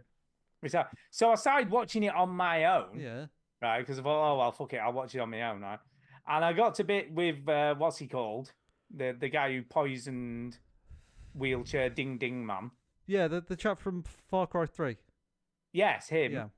I got to the bit when he does what he does, Yeah. and I was like, "Oh my god, that's amazing!" And I'm like, "Okay, you've got to watch it. We've got to watch you're it too together nice. You're being too nice. because it was such a She's shocking made moment." her bed, Stu. I know. And I said to her, it was there was an amazing moment, and I was sat there thinking, why am I sat here watching it on my own? Because you'd probably like it if you gave it a chance. I want to watch Better Call Saul again. I love Better Call Saul. So clever. I really liked it up to then, and Kay did. It was a really weird scenario where she suddenly just It slows decided- down. It slows down a bit. Better Call Saul. It's very slow, and I think the last season it picks it all up because it's got to wrap it all up. In the last Well, season. it gradually becomes more and more like Breaking Bad as it goes along, doesn't it? Yeah. And the last season, I mean, it is Breaking Bad. Basically, it's just more of it. So, it's. So I'm going to try and persuade her because I really do want to finish it, and I want to watch it with her because I said to her, we've invested in 5 seasons, and now you won't watch. You've watched 5 seasons of Breaking Bad. You've watched. Did you watch El Camino, the Breaking Bad movie? Yeah, of course. And was you've good. I watched liked 5 seasons of Better Call Saul. You've got 1 season, I know. and then you've completed everything that in You the can Breaking do Bad it. universe. I know. So And the last season of Better Call Saul really does connect to Breaking Bad Do you know what I a think? lot. and I'm not going to tell her this, but this week we're on holiday for the week, Oh, and the weather looks shit, yeah. and it's like rain every day or whatever because we've got the end of this hurricane or whatever. Yeah. Maybe I should just try and persuade her to watch it. Just like let's just binge the final Just season. accidentally press it and go, oh no, I've started watching it now. No. Yeah, I think we need to do it because I want to know what happens. I want to know what all the prequel bits are. Yeah. Do you know what I mean? Or they're not the prequel; they're the kind of after the fact. Yeah, aren't the they? black and white stuff. Yeah. Yeah, I want to know that what it all stuff really means. picks up in the last. Yeah, you get a payoff. You get a payoff. That's what I mean. I want to know what the payoff is, and I'm just like, ugh. I was fascinated by those black and white bits. I was like, Oh, it's brilliant. Yeah. Because you constantly So like the interesting. beginning of every series, you're like, What's he gonna do? what does that mean? What does it mean? Well, What are you to doing? tease you, you get a whole episode of black and white in the last season. Do you? Yeah. Oh my god, we've got to finish this. So yeah, that's my my thing this week. I think I'm going to try and persuade her to watch the end of it. Let's watch. Just say, watch- love, I'm the boss round here, and if Yeah. with your permission, we're gonna watch it. Yeah, I think that's what I'm going to have to do. But Duke's yeah, really it's- intensely looking at the screen here. I don't know what he's looking at. He's probably thinking, "Oh, it's time I've got shit to do." You can just go do. You don't need to. No, I'm All right, All right, I'm reading gonna stop about the streaming. thing. Say goodbye to everybody. Yeah, I'm gonna stop recording too. Bye. Okay.